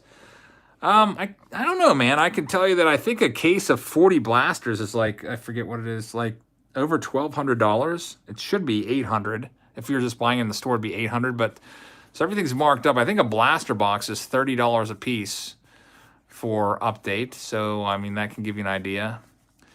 The Bobby Witt card is on eBay right now for $200 to $300. That's pretty awesome, Kevin. Congratulations. That's a great pull right there.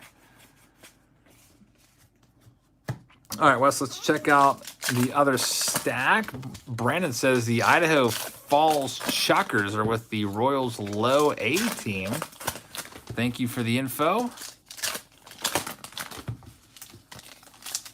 Who's my favorite player of all time? I get asked that all the time. I don't know. Great question. I don't know if I would say Andy Van Slyke was my first favorite player. I was obsessed with him. Barry Bonds was probably my favorite player to watch throughout his career. So probably Van Slyke or Bonds. I guess that's a biased answer since I grew up watching those guys play. Here's the hit. It is a Luis Patino, and it's an out of 99 from the Sod Poodles. Nice one right there. John Watson says 357. No, I'm going to have to pass on him. Tariq Skubal out of 99. I remember John Watson used to just troll me all the time. People used to send me his cards like crazy left and right. I think even El Canon sent me like a John Watson game-used bat, which is still sitting over in the corner. All right, Wes, we have for you Bobby Witt Jr. and Wander Franco. I wish those were signed. I wonder how hard it is to find an autograph. We did find that Andy Pages for Kevin a couple boxes ago. $99 on Steel City. Scott, did you purposely spell Steel City's name like that? I don't know if he meant to do that or not. Sometimes their prices are a little bit higher than everybody else. Very interesting. Spelled Steel, S-T-E-A-L. All right, next up, spot number 21. This is for David. Best of luck to you, David. 21. What's the best value product that's come out this year? Honestly, it's probably Big League for like $30 a box. About 2/3 of the time, your box is going to have an autograph. That's the hobby box, not the. I would not buy the blaster boxes. Scott says it's $129 for update hobby boxes. That's kind of high, I guess. I don't know. I'm trying to think what they were last year. I remember the good old days when I first started breaking, and you could get a hobby box of a whole case of Topps Update for like $700 some. Those were the days. Now they're like double that. That was only a few years ago. All right, David, here we go in spot number 21. The box topper autos are 1 in 82 boxes, and we found one. That's pretty awesome.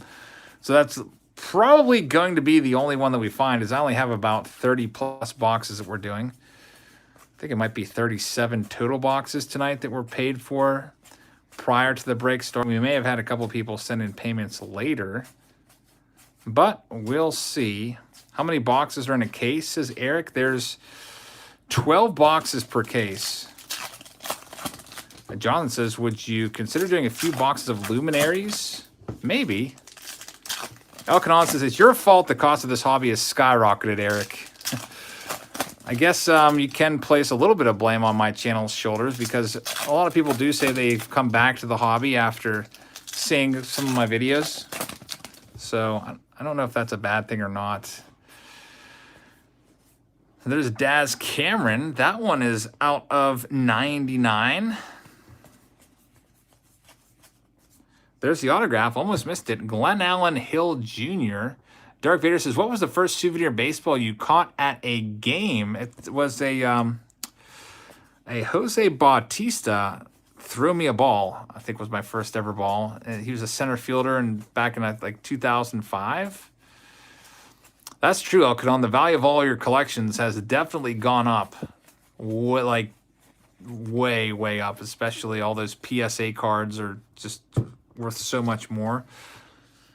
I used to have like 30 Ken Griffey Jr. PSA 10 rookie cards like 4 years ago. And I think I sold them for like $30 a piece. I think that was back when I would do eBay. I was like, oh, I got these for $20 a piece. I'll sell them for $30 a piece, make myself like $5 per card after, you know, the fees and stuff. Now those same cards are worth like 10 times that amount.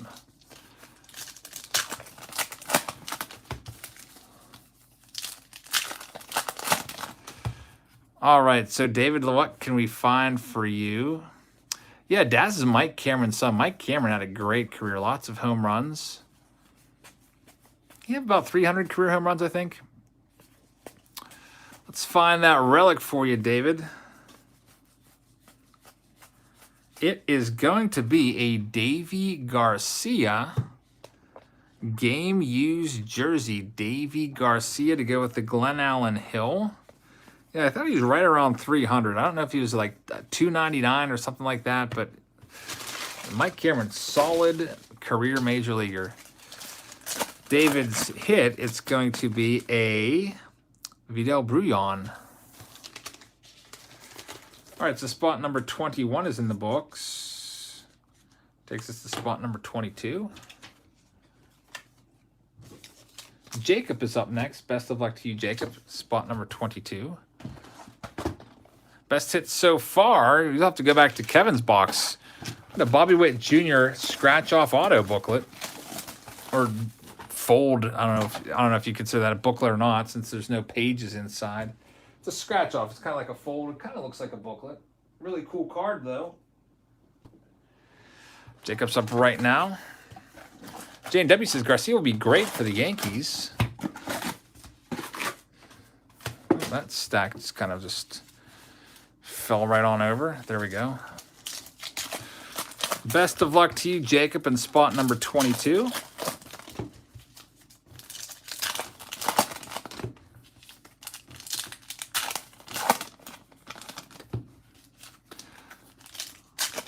Since I caught an Orlando Merced home run ball, I retired with a perfect record. Yeah, that's right. Orlando Merced, former Pirate. Then he went to the Astros after leaving us. Have you ever caught a Hall of Famer home run ball? I don't think I have any game home runs from Hall of Famers. The most famous home run balls I have was probably Justin Morneau or Yoenis Cespedes.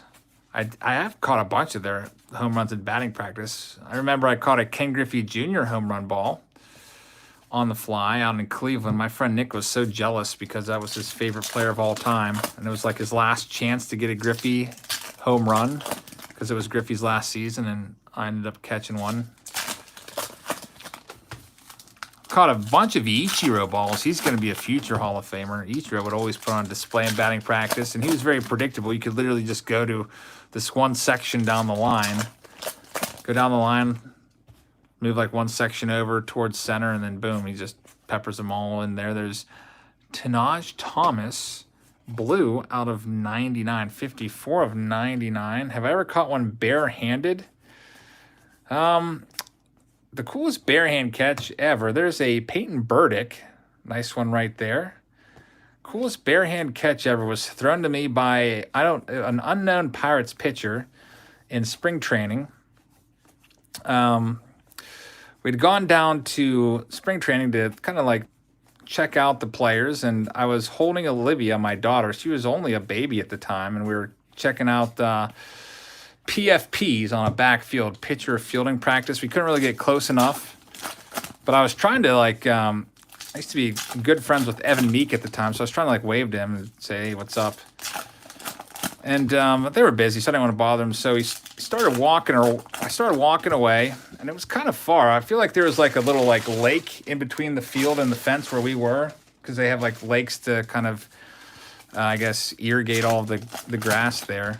And I heard a whistle, and I turned back, and there was one of the pitchers with a ball gun like this. And he unleashed just a long throw over the lake, over the fence.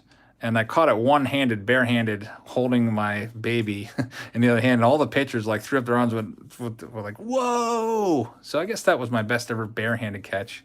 I probably just could have just let it bounce on past me and just walked over and picked it up because it was, no one else was around. And I did catch a home run barehanded once in Cleveland. It was a Jason Kipnis home run on the fly. Surprised it actually didn't hurt. There's a Luis Patino. Nice one right there. I was running in there looking for baseballs because if you're the first one into the stands, this is when I used to go early for batting practice. There'd just be balls littering the seats, running around. Didn't have my glove on because I was just running around looking for baseballs, and then I'd look up and there's a ball coming at me, and I caught it barehanded. So Jacob Sandler. There we go. Thank you very much. But I also had a huge E7 on a ball that I tried to barehand. Mike McHenry's first career home run ball. I was sitting in the bleachers waiting to leave. And I was just talking to somebody because I was just pretty much done for the day. And yeah, he launches his first career home run, hit directly off my bare hand because I didn't have my glove put away. I was all ready to get out of there. Would have been the easiest catch ever. By the way, this box for Tim. I believe that was off Carlos Marmol. Had an amazing 10 pitch at bat or something like that. What percentage of your baseballs have MLB authentication holograms? I think I have 8 of them left. I actually used to. The Pirates used to sell me all of their leftover authenticated baseballs directly. I used to be really into selling on eBay back in the day. So I'd buy their authenticated baseballs at Pirates Fest and then sell them on eBay for like, I don't know, $20 a piece or $25 a piece. Not that much.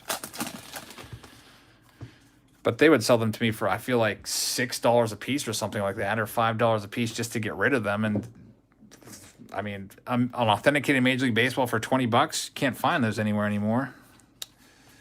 They're all like balls in the dirt and stuff like that. But every now and then you'd find a cool ball in the dirt from like a guy that was pretty darn good, like a Kershaw or somebody like that. All right, Tim, let's see what we can find for you. No, I was never really into autographs. I would mostly just like to go to the games and show up early. Jarren Duran looked a little bit like Christian Yelich to me for a second there. All right, let's see what else we can find for you, Tim, in pack number 23, 24.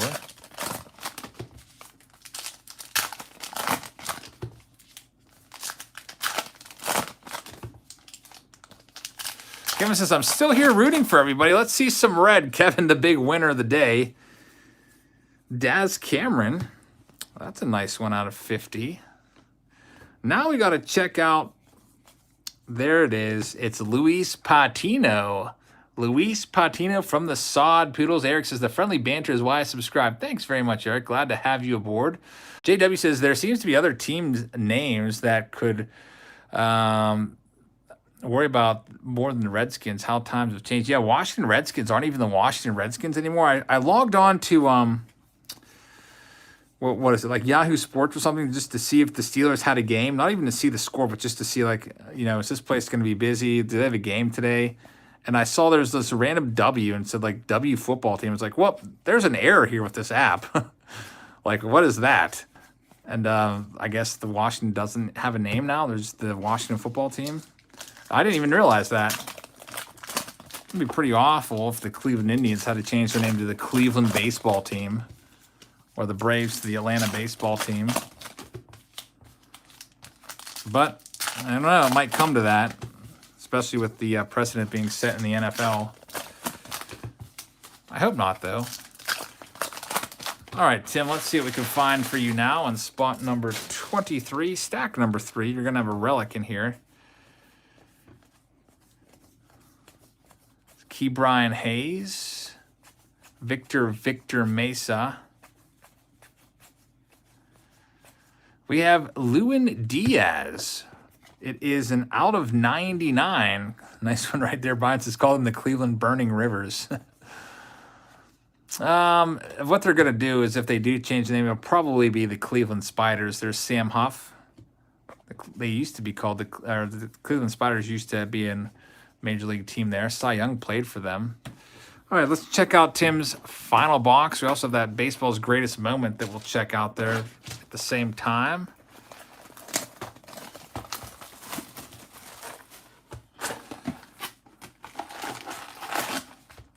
This is the end of case number 2. We got one more case coming up. Kid Perfect says, got that like button, kid. Thank you very much for hitting that like button for me. Really appreciate that. Donald Blomdahl says only 12 more likes for 200. Now it's 10 more. Thank you, Donald, for reminding people to hit that button.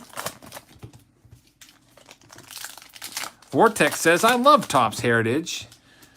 Yeah, Heritage is a nice one. Next year will be pretty nice with the 72 design. I'm trying to think out of the 70s what my favorite design is from the 70s. I like 72 and I like 75 a lot. I'm trying to think what's the worst out of all the 70s. Probably 1970 is the worst design, I think, out of all the 70s. 73, you got that little like player icon in the corner. It's not too bad. 74, you got like the names wrapped around. You saw the 74s with archives recently. 75 is a nice design. Just think of George Brett and Robin Yount's rookie card.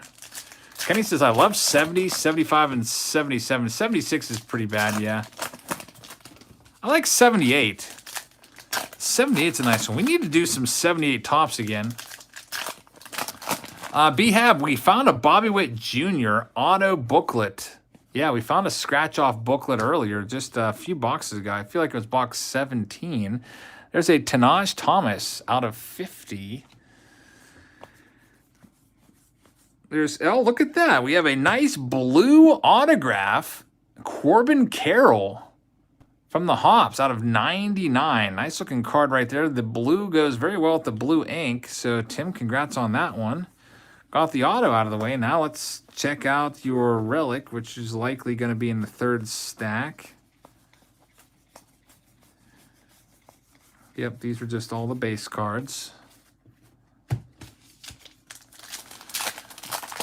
How come Topps didn't do series in the early 80s till the 90s, asked Thomas. I don't know. That's a good question. I guess they didn't have to because they were selling the cards like crazy.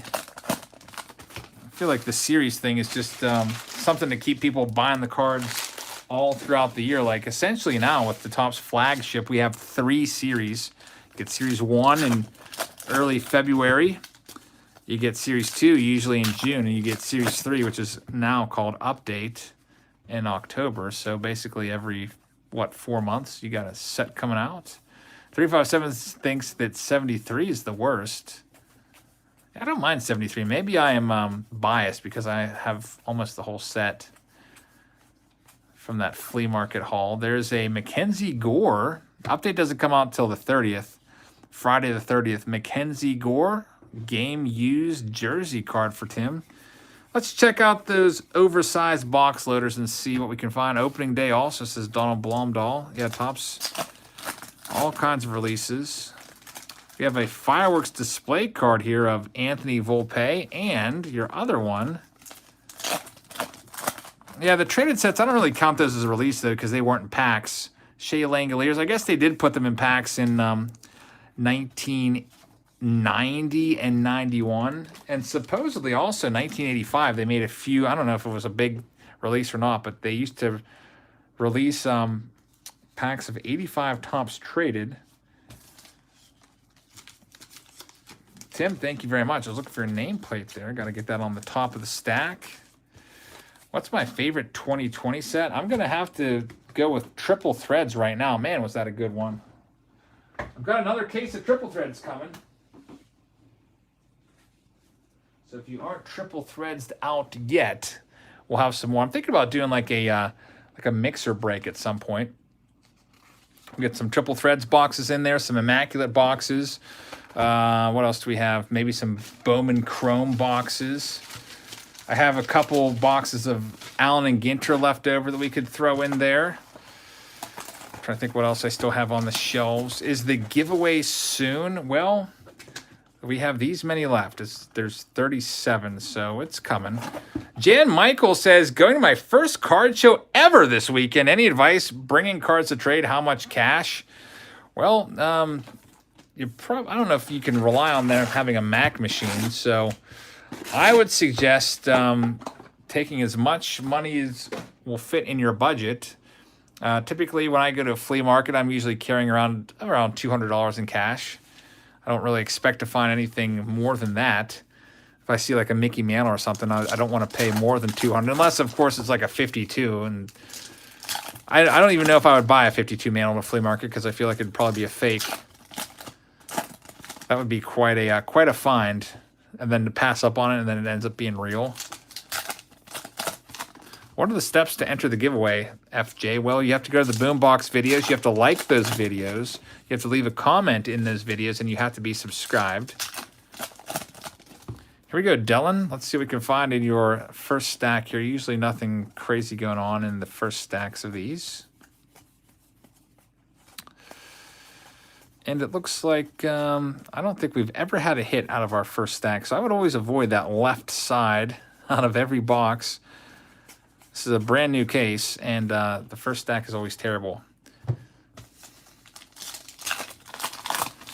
Jeff says, bring cash. Last time I didn't. Dope. Yeah, FJ, it says Boombox videos from a few days ago. Got a hit in this one, I think. Yeah, you can bargain with the sellers. You could be like, well, 357 says, what did you ever do with that Mantle autograph cap? Well, it is literally still in the cupboard. I have not yet destroyed it. I think we're trying to think of what I should do. There's a out of 50, Gabriel Rodriguez. So we had the idea of like running it over with my car, setting it on fire. Vargas is going to be the hit. I spent $200 on a cap at a flea market, had a certificate of authenticity, and pretty much everybody that is into autographs and stuff said, "Yeah, that's a fake." It's the famous, whatever that idiot's name was in San Diego that was just signing a whole bunch of Mickey Mantle autographs because he could make his autograph look just like his. So I got one of his forgeries. And it's been sitting there ever since. At least I got like $30 back in ad revenue on that video, I guess. Duran says, smash the Mantle hat with the John Wathen bet. Yeah, I feel like a lot of people don't even know about that Mickey Mantle hat. It was like 2 years ago. In February, I went to a flea market and I was like, wow, a Mickey Mantle autographed hat? I gotta buy that. Those are like $1,000 usually, and this is only 200. Well, I was an idiot. Won't make that mistake twice. When does Update come out, asks Jose. Update comes out October 30th, Friday, October 30th, so you have a couple weeks. And then it will hit the shelves. Hopefully we get the checklist before then. Isaac Paredes is the second hit. Very, very nice. So, Dylan, you have one more box coming for you. Let's go ahead and check that out right now. Box number 26. Donald Blomdahl remembers when I got that awful hat. And Frog says, no, they pushed it back to 11.6. Dang it, Tops. Well, I guess if they get it to me by November the 6th, I could still get it in the November Patreon packages. That's the main thing that I want it for. I'll also break it here on the channel. Yeah, I always heard Halloween Eve, but Frog Alley says, looking at Beckett, it's now November 6th. We'll see. And Alcanon says, okay, yeah, the 6th, it got pushed.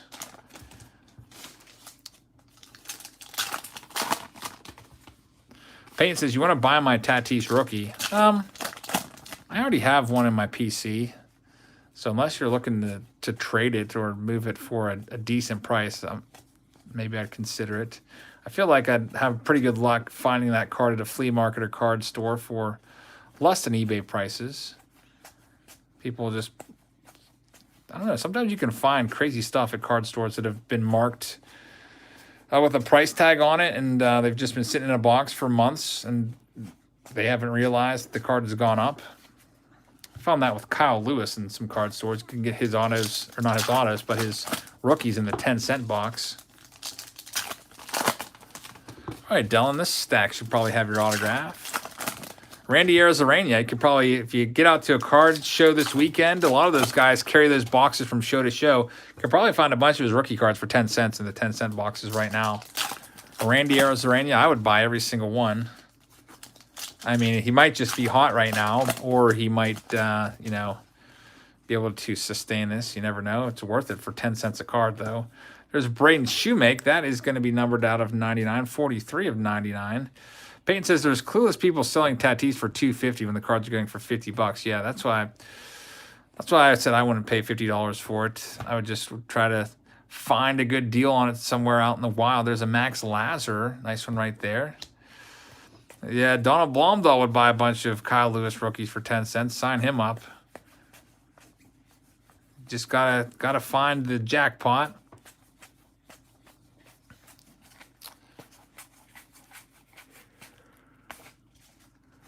Alek Manoah is the last one right there. Let's check out Dylan's final stack to see what we can find.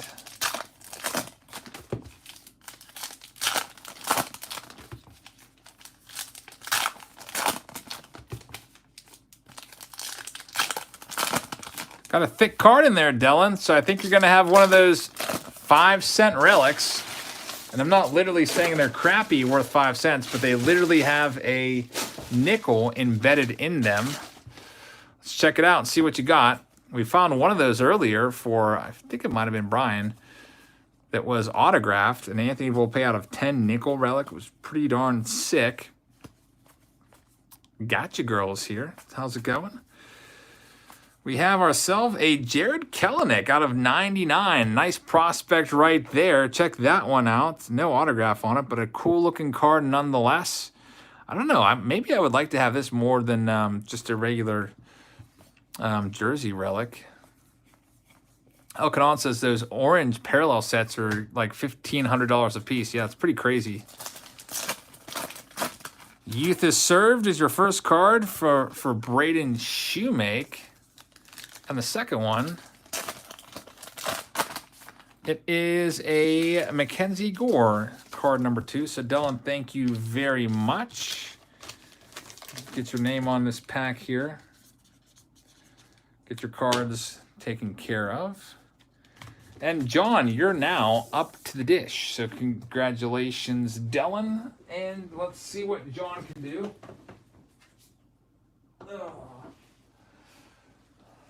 Spot number 27. That nickel's off center. I don't think any of those nickels are ever centered in any of these. All right, John's up now, and then Gary's in the on-deck circle.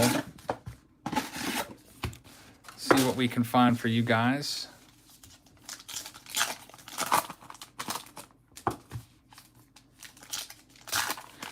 Austin's just back from cooking dinner. What was the last big hit? Was it still the Kevin's cards?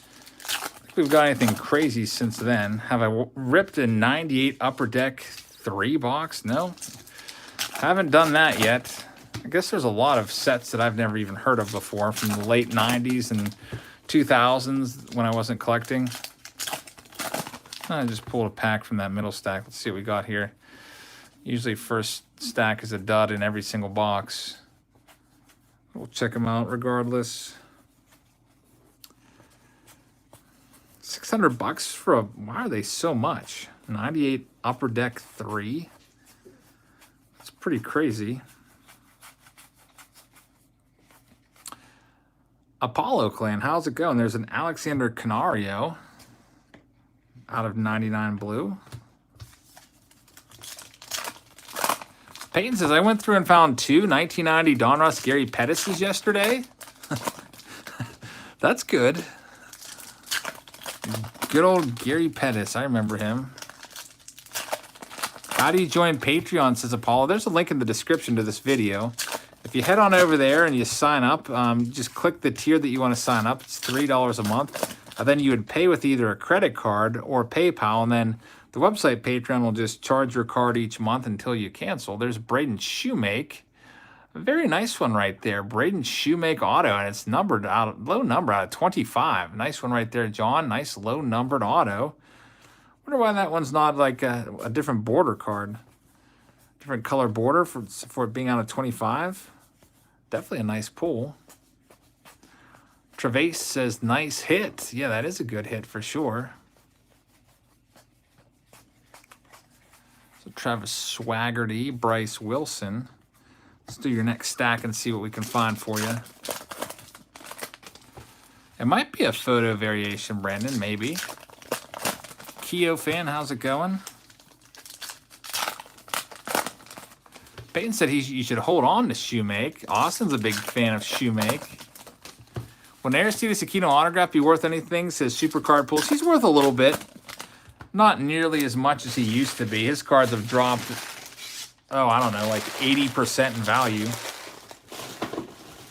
If you would have had Aristides Aquino's autographs, like, I don't know, at the end of last season, you would have had yourself probably a couple $100 card right there. As he was a monster there in August, but now he's kind of been exposed. Pitchers know how to get him out.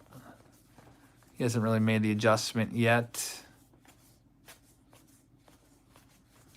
Here comes the relic. It is going to be a Mackenzie Gore for John. Very, very nice one. Austin, that one is somewhere in my garage. I have to find that for you and send that to you. If I can't find it, you can just go ahead and pick out a similar card of the similar value off eBay, and I'll just buy it for you. I have no idea what happened to that one. I have so much crap in my house. It's especially my garage. Can't even like walk in there. There's 2 million cards. There's Joe Adell right there. Very, very nice one. Yeah, I think it was a PSA 2. It wasn't a great condition card, but one of these days I'm going to get my garage all cleaned out and I'll run across that. What else do we have coming up in spot number 28? Gary, let's see what we can find for you.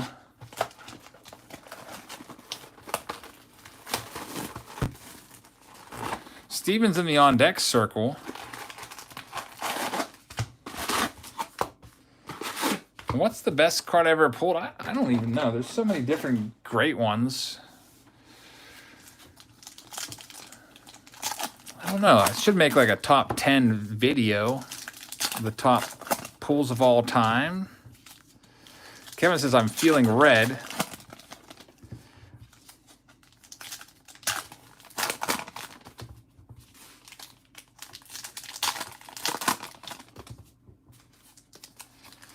Yeah, you should see my garage. It's like head to toe, packed with stuff.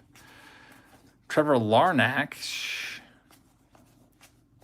Is that another Grant Gamble autograph? Aaron Ashby, Evan White, Bobby Dalbec,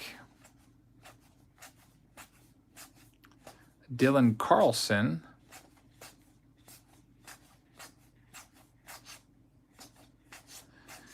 Casey Mize and Brennan Malone is the last one.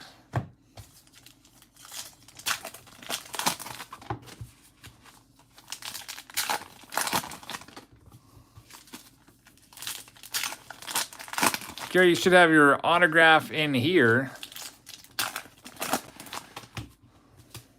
I want to get it all cleaned out, Kevin, so I can make room for some other stuff. I'm pretty much not going to be buying any more cards until I can get rid of all the stuff out there. It's a Sixto Sanchez.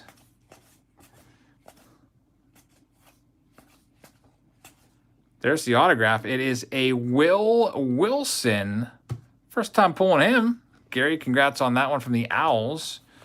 You also have a relic coming out of the next stack. High school graduate says, rip faster. It's a school night, so I could rip faster.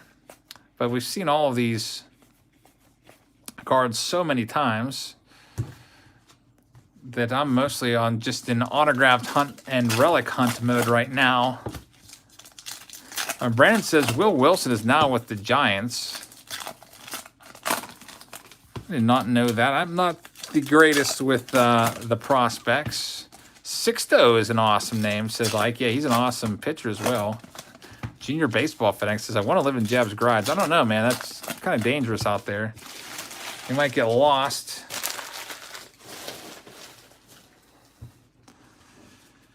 We have Tim Tebow leading things off in this pack, looking for our relic.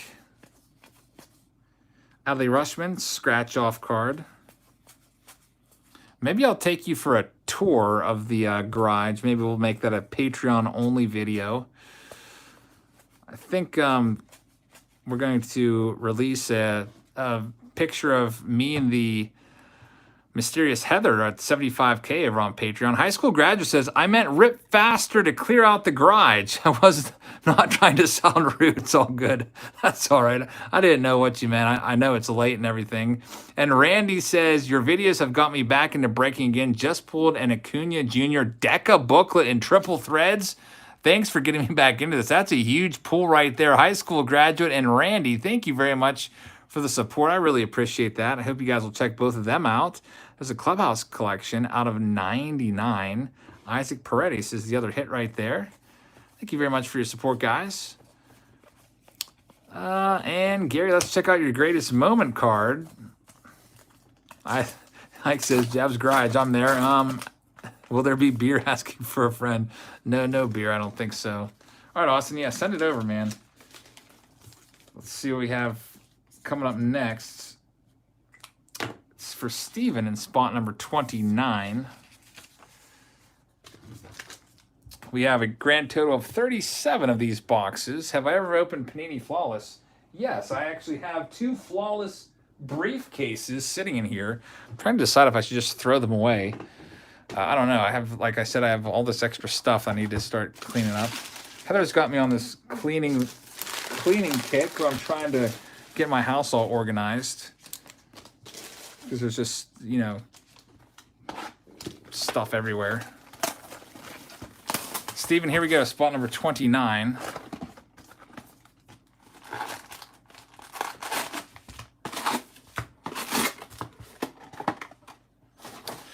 Keo, my garage is filled with 2 million baseball cards. It's literally, it's a 3-car garage, and I have not parked a single car in my garage for the last 2 years because of it, which makes my cars very sad that they don't have a home in there. Oh yeah, and I have a shed filled with about, I don't even know how many extra cards. There's almost no room for my tractor, so I need to get rid of these cards. And maybe I'll just do, I'm thinking about maybe when I reach 100,000, maybe like giving away 1 million cards. Like, I don't know, 1 million card giveaway. Like give away half of everything I have for free. I don't know. It's something I was thinking about. Obviously, like you could either pick it up from me in person or you'd have to pay for the shipping, which for a large flat rate box would be roughly $20 for that. I can probably cram about 5,000 cards, 4,000 to 5,000 cards in a large flat rate box. That's something I was thinking about doing. 1 million card giveaway.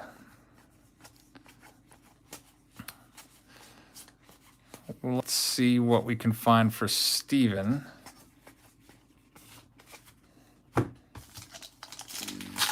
Donate for a tax write-off, says Eric. Well, here's the thing. Like, it's hard to tell what the value of the cards is. Like, I feel like the value of the cards, let me think. What I would value the cards at nowadays, I would say that every 1,000 cards is maybe worth like $2 of junk wax, something in there. So, I don't know. It's not a whole lot of money it's worth. Agent says, how do I sponsor video? You have to be a member of the Patreon page. Apollo says, what state do you live in? I live in Pennsylvania. All right, so we have a Sacramento River Cats card numbered out of 99. And an autograph of Jackson Rutledge from the Suns. Brian says, all my junk wax besides Hall of Famers is up in my attic. I have so much junk wax, I don't know what to do with it. That's why I just want to give it all away, 1 million card giveaway. Maybe spend a weekend with Heather, go through, stuff a whole bunch of flat rate boxes, and you can either send me a label or you can PayPal me $20 to cover the cost of shipping. Just have my cards. Maybe that'll be the 1 million or the 100,000 giveaway. Most of the stuff in my garage is probably between like 87 and I don't know, 87 and 93. Jan says Cards to Kids is a charitable organization that collects new and used sports cards and donates them to various child-focused charities. Would they be interested, though, in, like, stuff from the 80s? I feel like most kids would just be like, wow, 1988 Donruss. I don't really have a lot of the newer stuff that I could donate. I mean, I have some, but compared to what I've got from the older stuff. Do I have a Honus Wagner card? I wish. I'm looking for the relic now for Steven. We have oh, look at this. They screwed up and gave us 2 autos and no relic. And Andy Pages out of 50. That's pretty awesome. So, sorry that you didn't get a relic, but that's actually good news for you because you got 2 autos instead. We'll take that. And out of 50, Andy Pages. Well, that's way better than most of the relics are probably only worth $1 or $2 anyway. There's a Vidal Brouillon for Steven. So, congrats on the double auto. Stephen R. Hey, W. Voggs is in the house. It says, I wish I had a Nolan on a rookie card. I don't know why I said this, And also the cards remind me of working for the Charlotte Knights. Nolan Arenado rookie card from 2013 update. That's a great card for sure. Oh. Wonder why these cards remind you of the Charlotte Knights. Maybe the colors? Are these like similar to your team's colors? I don't know what the Charlotte Knights colors are. I just know that they're the White Sox affiliate, so I thought maybe the black borders reminded you of them. Next up, spot number 30, we have Mr. Ernesto Felix. Let's see what we can find for you in your next box.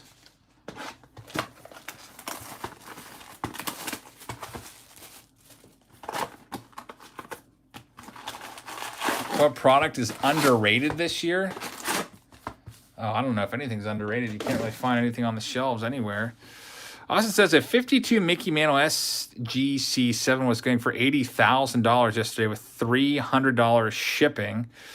Yeah, the shipping on those are going to be very expensive. If you're wondering why $300 shipping, it's because the shipping, that's all insurance. They're going to, if they're going to insure something for $80,000, they're going to end up paying around $300 shipping, which kind of sucks, but they're just passing all this shipping on to you.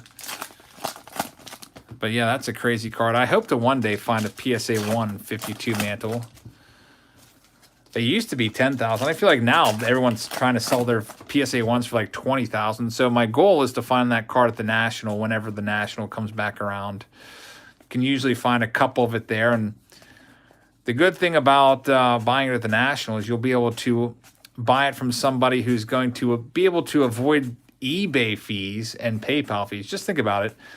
On a $10,000 sale, they are going to have to shell out $1,000 in eBay fees and an additional, what, $290 in PayPal fees? So a $10,000 card that you buy in person, a $10,000 card on eBay, you can probably get for like $8,500 or so. So it's definitely better to buy in person, I guess. So I think I'm just going to wait until next year, save up enough money, and hopefully they take a credit card, because there's no way I'm walking around the National with a couple $1,000s cash. That just seems like a recipe for disaster. All right, Ernesto, let's see what we can find in spot number 30. Middle stack always has the auto in it, it seems like. It's a Braylon Marquez. Fritz says, not trying to jinx myself, but you can expect me in a pro debut box since I threw a perfect game today, and according to rumors, there was a bunch of scouts watching. That would be pretty darn awesome. I hope you do get into the big leagues someday, or at least in pro debut. W. Vox says, am I going to the World Series? I'm watching tickets very closely. There's Grant Gambrell. Nice one right there. And since the World Series is during my birthday, that might be like a birthday present to myself. Go the weekend of the 23rd, 24th, or 25th. That's like my birthday weekend. My birthday's that Monday. Unfortunately, those are the most expensive games since, you know, most people like to go on weekends because they're off work. They can travel. All right, Ernesto, let's see what we can find. Brandon, I don't think I saw the air on the pro debut box. What was it? W Vlogs, I would definitely blog it.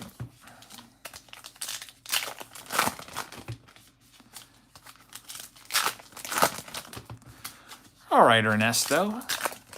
We're going to have a relic in this stack. Let's see what we've got for you. You have a scratch-off booklet. It's upside down. It looks like it's going to be a jersey card. And it is a Sam Huff from the Texas Rangers. There it is. It says J.J. Bleday was drafted the first round of 2020, but actually it was 2019. I did not know that.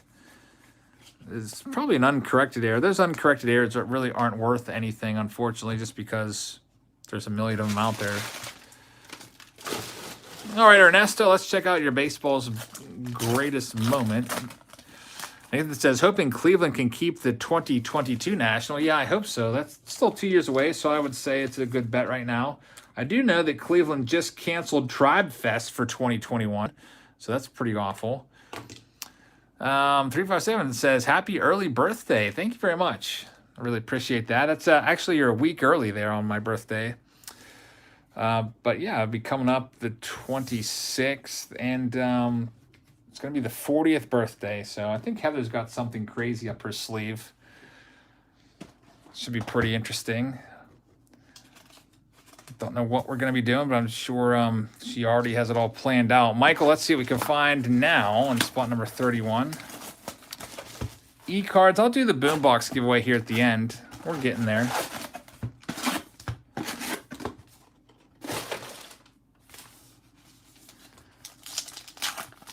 Yeah, the big 4-0 makes me feel so old. Kenny says, I just turned 50 on the 30th of September. Well, happy belated birthday, the big 5-0.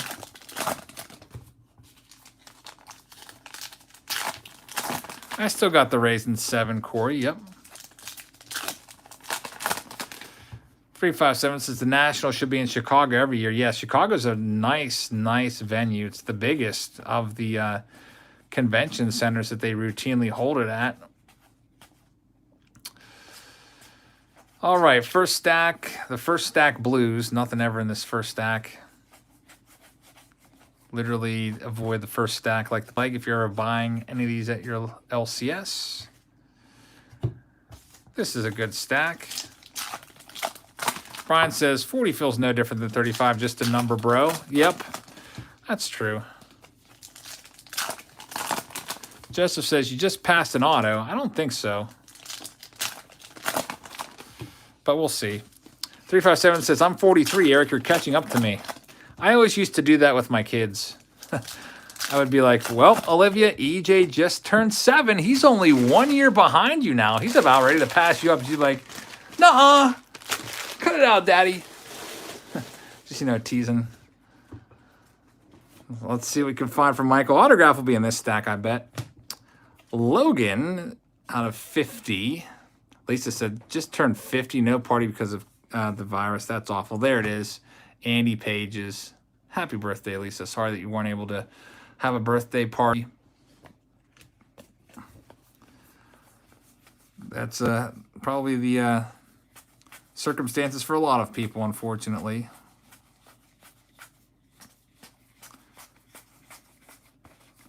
Austin Beck. Daz Cameron.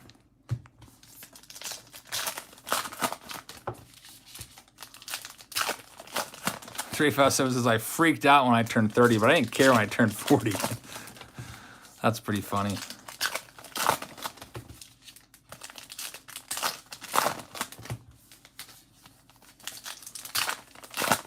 All right, Michael, you're going to have a relic coming at you right now. Let's get right to it. It is going to be, feels like a jersey relic based off of the size of the hit. There it is. It's a Davy Garcia Clubhouse Collection game used jersey right there. And Mason Martin home run leaders card. So let's check out the greatest moments. It is an Andrew Vaughn. Pulled his autograph earlier. So Michael, thank you very much. Get your cards put off to the side. And next up, we have Mr. Roger. Roger, I am getting ready to send your stuff out. I have it all almost ready to go. It looks like your stuff's going to be sent in a flat rate B box because you have that big old factory set in there. It's impossible to fit into any other flat rate box. Pirate Fan says, will you ever do ball hockey again? I probably will never return to be a regular at PNC Park ever again, I don't think. If I did, I'd have to probably be like an old man with no kids at home and stuff like that. It's just, that was one of the reasons, like, my kids are like getting to the age where they're really fun to be around all the time. They're not babies anymore. I wanted to step aside to be with them as much as possible. It was a great summer last year. Went to Idlewild, which is an amusement park. I don't know. I feel like we almost lived there. Went there like all the time. Of course, now the place was closed down most of the year this year because of the virus, which really is sad. All right, Roger. First stack has nothing ever, but we'll show it to you anyways. Keep an eye out for those autos. Arian says, I have a 66 Jim Palmer rookie card. Do I? No, I don't. I need to get my hands on that one. If I ever find one for a decent price, I would definitely pick it up. Kid Perfect says, I am and I will always ball hawk. That's good. It's definitely a fun hobby. Alan K's in the house, says, what's going on? Any big hits tonight? Yeah, we had a nice Bobby Witt Jr. scratch-off booklet auto. That was our best hit of the night. Also had a cool Anthony Volpe out of 10 nickel autograph. There's and a nice Hunter Bishop, kind of like crazy parallel autograph redemption card. All right, Roger, autograph's always in this stack, so here it comes. Kyle Muller out of 99. There it is, Corbin Carroll. Have I ever been to Cedar Point? Out in Ohio? I don't think I have, unless it... Did it used to be called Six Flags, Ohio? Because I was there when it was called Six Flags, Ohio, or whatever that was out there. I don't think I've ever been to Cedar Point. Maybe I should go.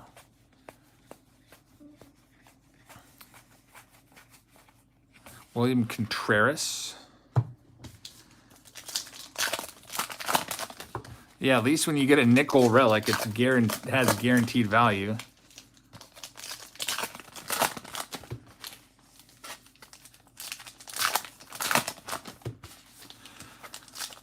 All right, Roger, you'll have a relic coming up, and it appears that your relic is going to be a jersey. You can usually tell when it's one of those super thick stock cards.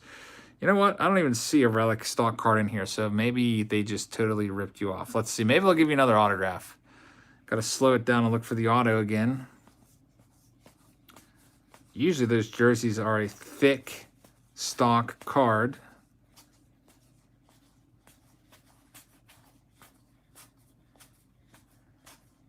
Well, that would really stink if they ripped you off of your hit. And no, they do give you the second auto. So, Roger, congratulations on that. How about that one? Very, very nice one. Shea Langoliers. Jorge says, greetings from Israel. Thank you very much for being here. Very awesome. Shea Langoliers. That's a great card right there for sure. And the rest of your cards, that's better than finding a couple dollar relic for sure. And here is your box loader. It's a Sam Huff. Austin says that Langoliers is amazing. Yeah, he's a top prospect with the Braves. If I'm not mistaken, he was a first-round pick for them. All right, next up we have Sean McCracken.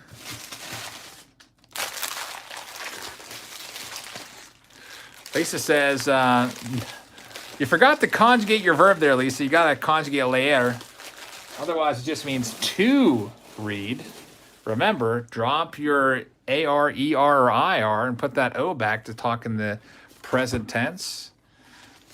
All right, Sean, what can we find in spot number 33?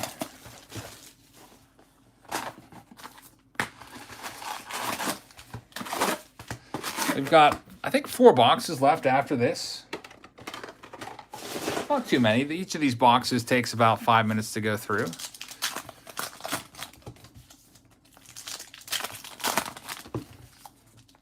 Casey's in the on-deck circle, and then we have Wayne after that.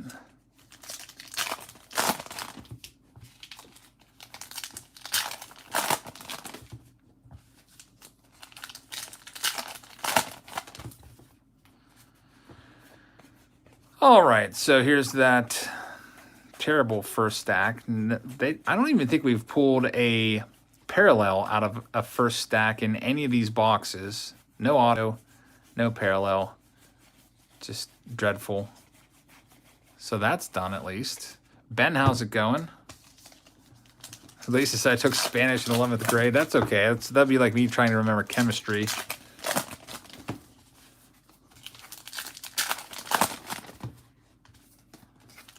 I might be able to remember like the elements from the periodic table, but certain compounds and stuff like that, probably not so good at it. All right, Sean Middlestack, autograph coming up, usually in pack number 2. You have a blue parallel of Antonio Cabello out of 99. Ben, did you find anything good there? I've been thinking about going back. I haven't been there in months.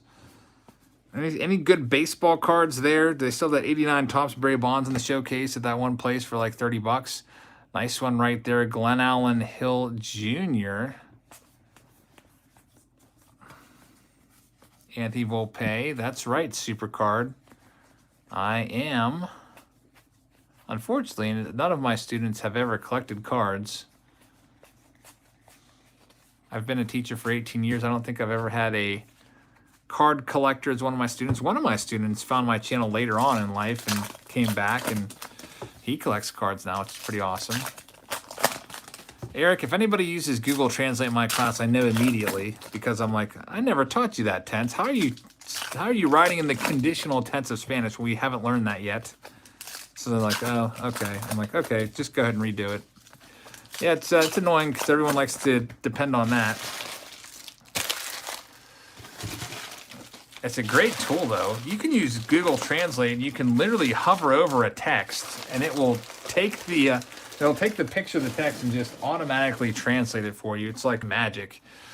It's an amazing technological tool for sure, but it's I guess it's kind of like speaking a foreign language, as is what calculators did to basic math skills.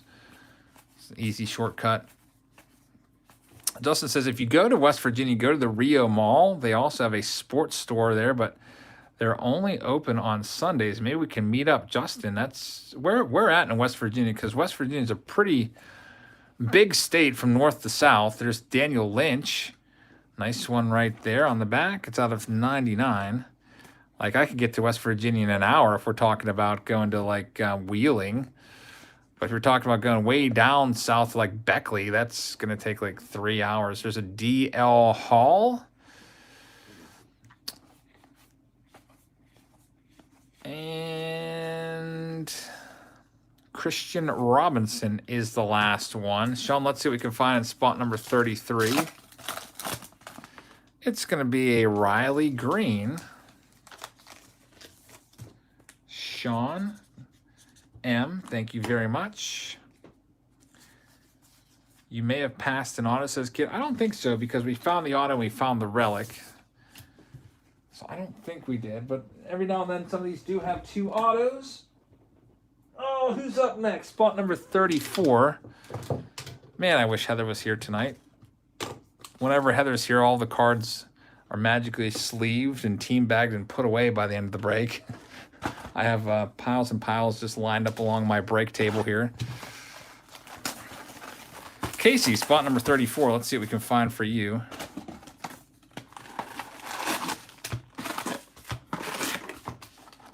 How long have I had this YouTube channel? I started in February of 2016. So, 4.5 years. I didn't start doing baseball cards, though, until, what, 3 years ago, maybe?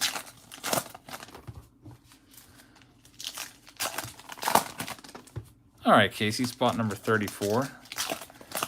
There's that first stack with nothing in it, more than likely.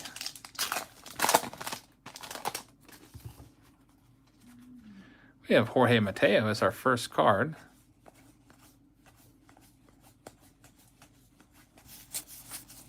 What's my most expensive card? I don't know. I feel like I need to go out and buy myself that 52 mantle one of these days so I can give a definitive answer that, yeah, it's my PSA 1 52 mantle.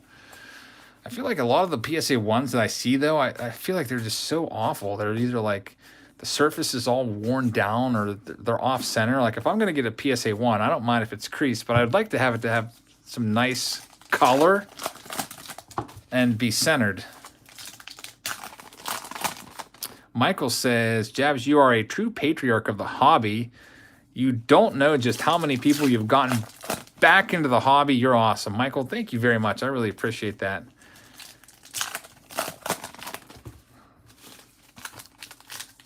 I myself got back in the hobby, and the YouTube channel helped me get back into it as well. I started making a couple videos just opening some blasters from like 2017. I was like, wow, this is really fun. There's DL Hall. That one's out of 99. I think the first card video I ever did was a 2017 Series 1 blaster. There's Peyton Burdick, Lumber Kings card. That's your first auto. Kevin's back in. Welcome back, Kevin. Lisa says, yep, Jeb's got me back into collecting. I did it as a kid with my dad, and now I'm doing it again, and I love it. Supercard says, you're what got me back in the hobby. Thank you very much for letting me know that. Glad to have you guys all still here with the channel, watching card rips week to week. Seems like there's something new that comes out every single week. Buck Slayer says, my friend got me into it, but I got big into it because of you. Thank you, Buck Slayer. Brandon says he's feeling like a 2 auto box. I know that Casey, a.k.a. Brian, would like that one.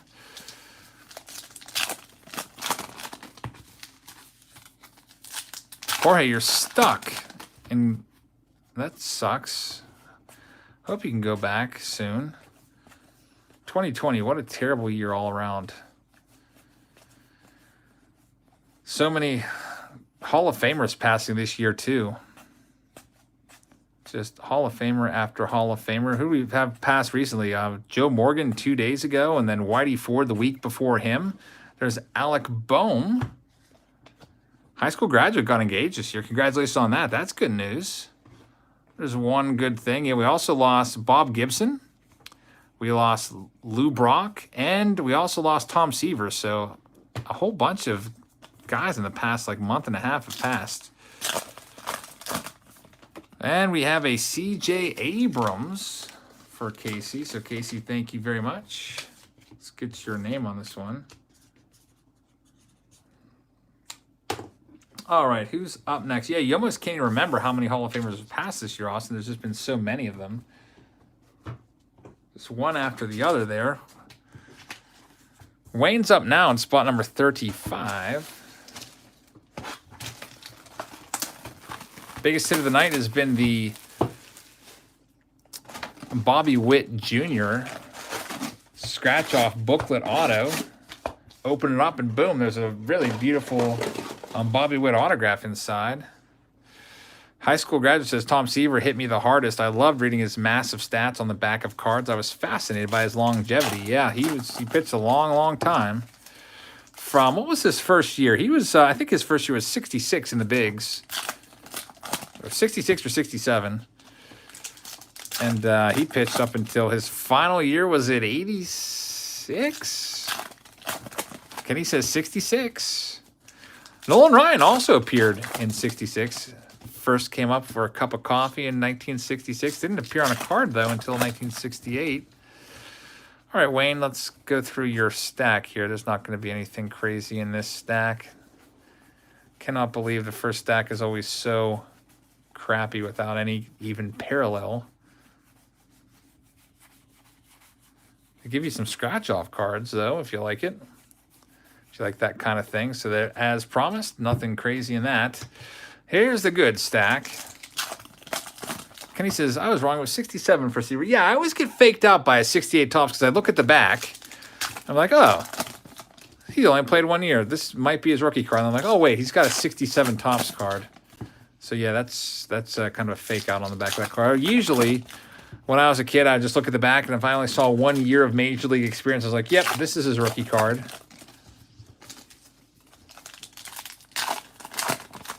All right, Wayne, here we go. Spot number 35. 86 was his last year with the Red Sox, says Kenny. Autograph coming up in 3, 2, 1. There it is, Braden Shoemake. It's always in that, like, the second pack of there. Nice Braden Shoemake for you, Wayne. Well, let's see if we can find a second auto. Usually, if there's a second auto, it's in that third stack.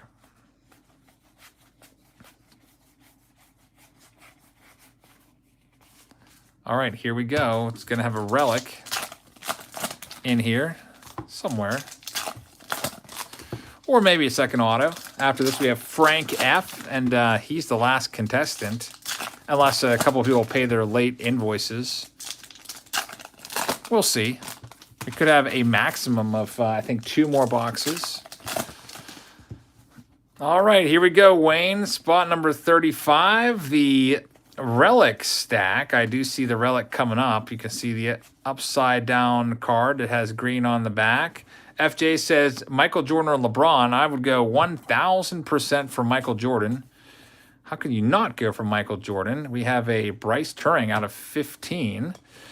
Nice one right there. Surge Bros Trading says, hey, Jabs, love the breaks and the pack openings. Me and my bro just started this Pokemon card opening channel. Any advice on how to grow an awesome community like yours? Surge Bros Trading. Thank you very much. I would just say try to make consistent content on a regular basis. And the more videos you make, the better chance that someone's just going to stumble across your channel and hopefully become hooked. Thank you very much for the super chat. I really appreciate that, man. Hope you guys will check out his channel, Surge Bros Trading. Very nice Joey Bart right there out of 25. That's your relic. Great prospect there for the Giants. Heir apparent to Buster Posey's position behind the plate. Posey will probably go play some first base much more often with Bart in the bigs. Isaac Paredes for Wayne. Looks like pretty much everybody is on the Michael Jordan train as well with me. I just, I don't know, not a big LeBron fan at all over here. But that's just me. All right, Frank, here we go. Spot number 36 and 37.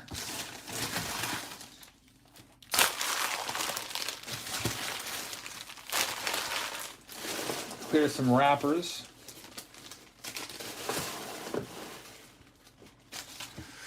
All right, here's 36. 37 I'll get on the top of the screen as well for you. And then after we do his 2 boxes, we'll check and see if there's any other people that paid in there with the last. It looks like there's actually 3 boxes left. Anyone is taking those? If not, we'll just do our boombox giveaway. The Rio Malls in Hardy County, Baker. I'll have to, I don't know. I don't even know where that is. Long Hair Don't Care says, Jabs, you're my favorite YouTuber, and I get excited to watch your videos every day once you post. Keep up the great work. Thank you very much. I really appreciate that. We'll have something. Yeah, I don't even know what our streak is right now. I feel like I can't even remember the last time I missed an upload day. Maybe sometime last year or something like that, or earlier this year in like the January. I don't even know. Just been trying to put out that consistent content for you guys, and I really appreciate you guys watching it. Here's the first stack that will have nothing in it. Any tips on how to get retail? Toxic, well, the best tip I can give you is figure out when the stock guy goes. Pretty much it's usually the same time every week.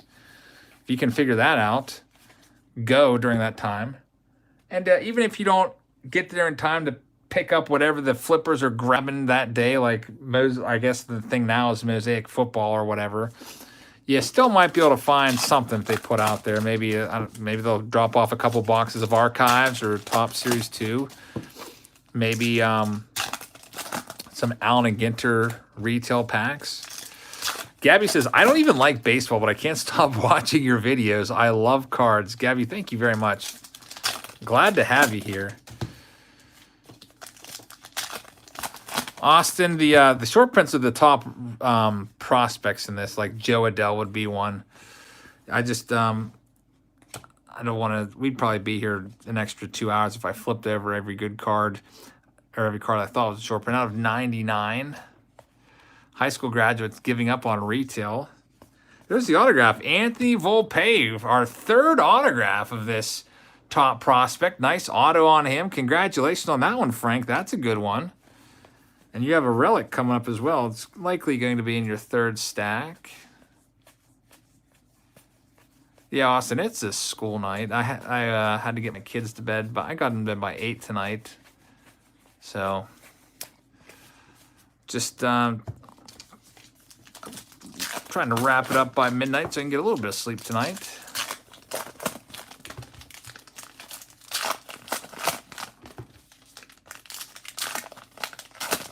Frank, here comes the relic. I bet you it's a jersey relic. Jonathan India from the Reds is in here as well. J&W says Volpe is a great through the mailer. So if you send him a card, he will sign it. That's pretty awesome. How's that going anyway right now? I've always been thinking about getting into through the mail where you send cards off to players and they, with a self-addressed stamped envelope, and they send it back signed. But with the whole like pandemic and stuff, I feel like it would be an awful time because I feel like, I don't know, players aren't going to want to touch mail. I know that I have somebody, I have a fan, I don't really like to accept fan mail at all, but I have somebody that has literally sent me 20 packages from Italy, and I'm kind of afraid to open them just because, you know, the virus was so prevalent over there. So I'm kind of like waiting until, I don't know how long the virus can live, maybe a couple weeks, maybe, I have no idea. But they keep sending me stuff. I feel bad that I haven't opened it. Literally 20 packages from Italy. Nick Madrigal is a nice one right there. And Christian Pache.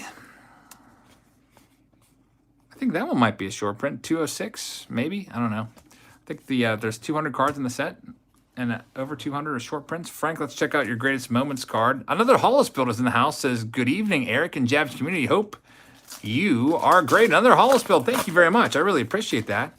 Hope you guys will check his channel out. There's a Langoliers for you, Frank. Doing pretty well over here. This might be our last box. That sounds good, Justin. Or you can just map quest it for me. I guess the closest big town to me is Greensburg, PA. See how far it is from Greensburg. Let me know how many hours it is. If it's less than 2, that's pretty doable. Maybe 357. I'm kind of interested. I don't know. We'll see, but I just what makes me concerned about it too is there's no return address on it either. So I'm just like, I'm not opening that. Usually when I get no return address stuff, I just refuse it.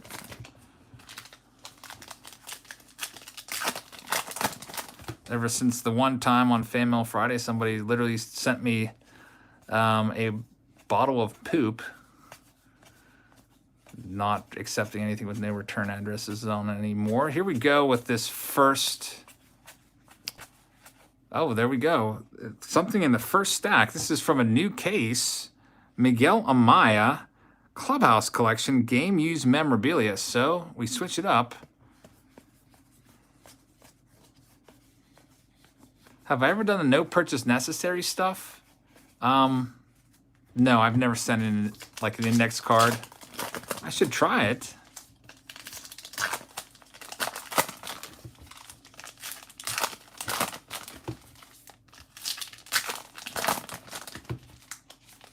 Austin, it's probably sitting in a hopper. I don't do this. I do this fan mail videos when I get them maybe like once every couple months. But let me see here. I'm almost tempted to go see if I can find it right now. I haven't opened it yet. Where would that be?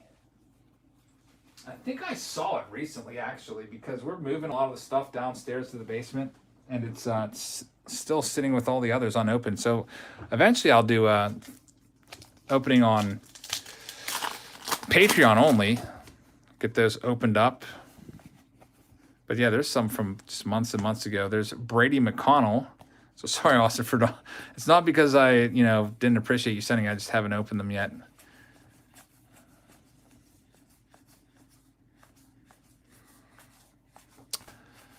Let's see what else is in here. So we got the autograph and we also got the relic. So this last stack might be pretty pedestrian for Frank. You also have that Baseball's Greatest Moments card, though.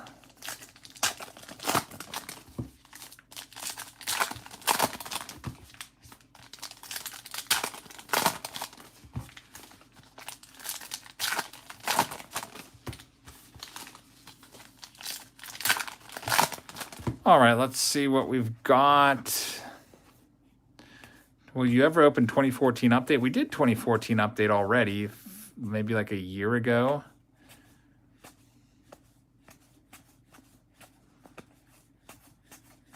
But we'll do it again.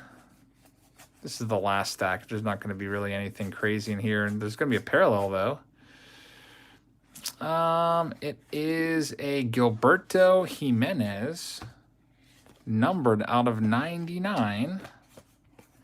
Let's check out Frank's Baseball's Greatest Moments card.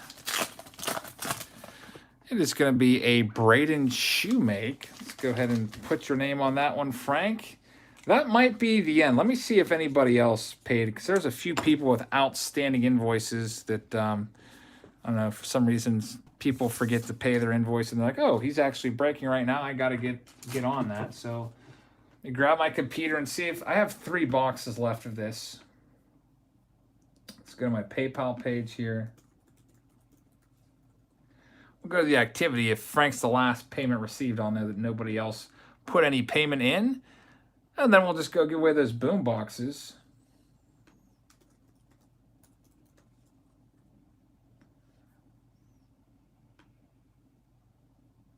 Still looking.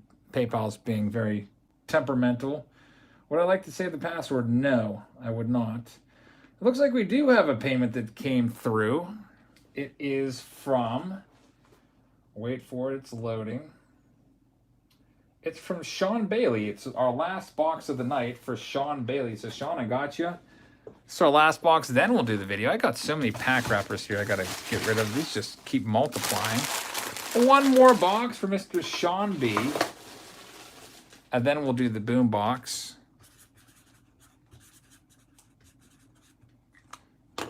So that leaves 2 boxes left over for myself. Put those with the others. How much was a box? $68.99. JW says, I still get back TTMs regularly. In the beginning, it slowed down, but it's been good the past few months. That's good to know. It's a good way to get yourself some value out of those crappy 1990 Donruss cards and stuff like that. Send them off and get them signed. I always was intrigued by that idea. I don't have the time to sit down and write the letters. Jack Townsend is here. Hey, Jack, how's it going? We're in our last box of the night. Steve says, awesome videos live from Detroit. Hey, Steve. All right, Sean, what can we find for you?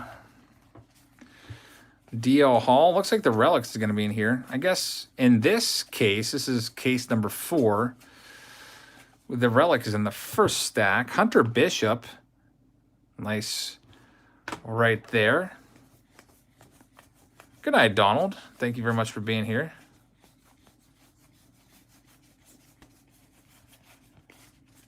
Austin says DL Hall has some good stuff. Pat says Maryland's in the house. What's up, Pat? Brennan says, I haven't opened a pack since 2015, but got to open some yesterday. Feels good to collect again. Welcome back.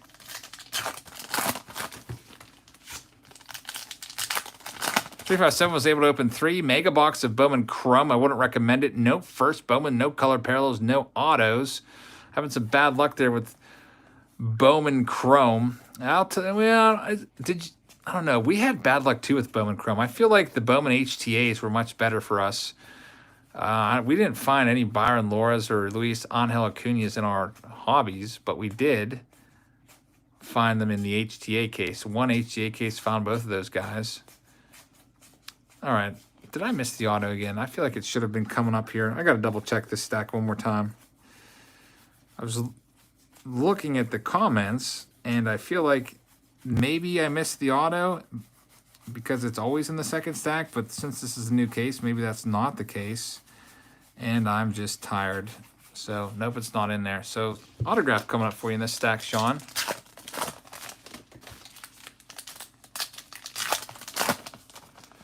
What will be the best hobby box for under $150? Super card pulls. Well, you can't do triple threads. I love triple threads. You gotta maybe get yourself a Series 1 box of Topps. I kind of feel like Series 1's better than Series 2, even though they're pretty similarly priced. All right, autograph time.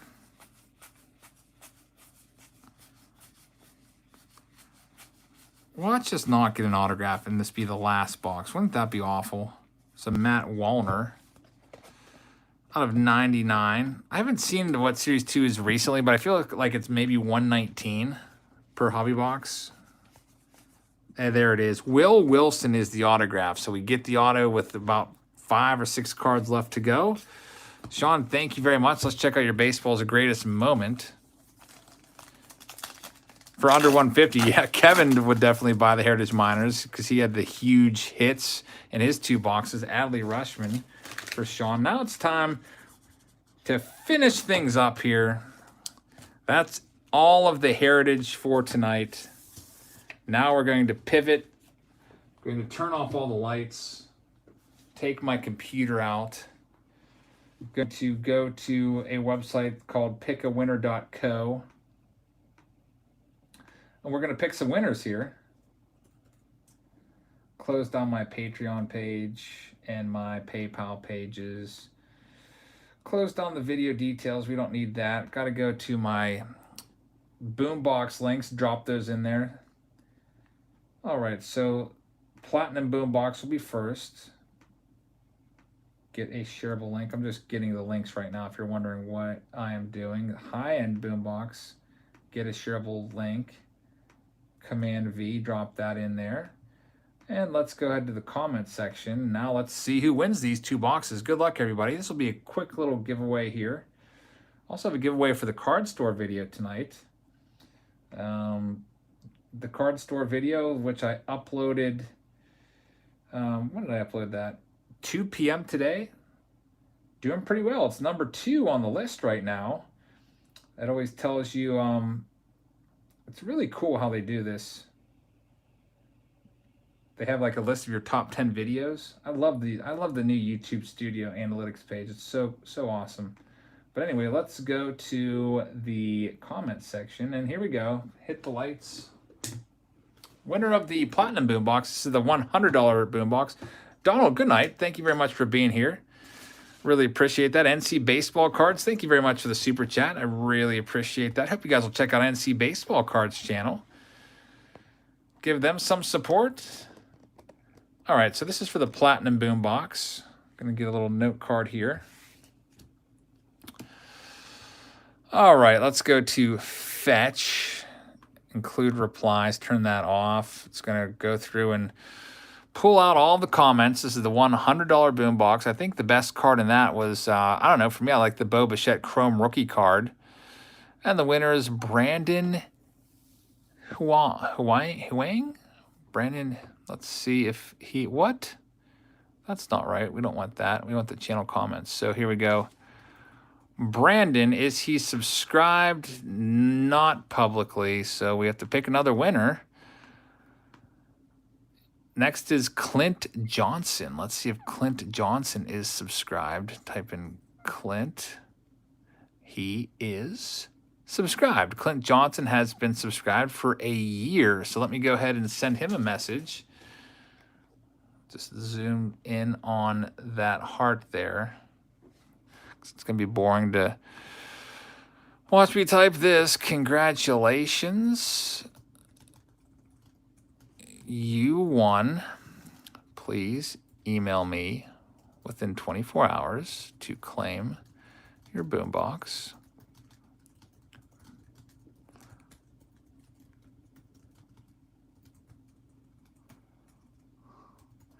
Please include your mailing address. You'd be surprised how many people forget their mailing address when they're like, hey, I won. Thank you. Thank you very much. All right, so Clint, you're in the books. Let me get your name written down for Platinum. And now we have our high-end Boombox. Let's go ahead and pick a winner on this one. Zoom out a little bit.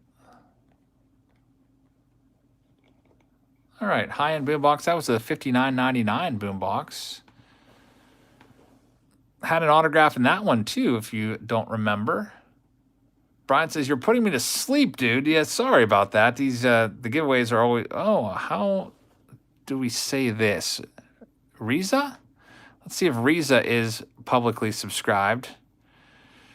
Yes. Shh. They are for and have been for 2 weeks. So I'm going to send you a message right now, and that's going to do it, everybody. It's pretty late here, 11:45. It's school night here in Pennsylvania. So not late for Donald Blum, but I know. So I'm going to send Reza this message, then I'm going to get to bed. So thank you very much for watching the case break, the triple case break of 2020 Heritage Miners. Hope you had a chance to check out our earlier video from the House of Cards. It was a really awesome card store with lots of stuff. Picked up a lot of vintage cards there and giving away a Hall of Fame rookie card that I picked up from that store. All you have to do is be subscribed and like the video and comment.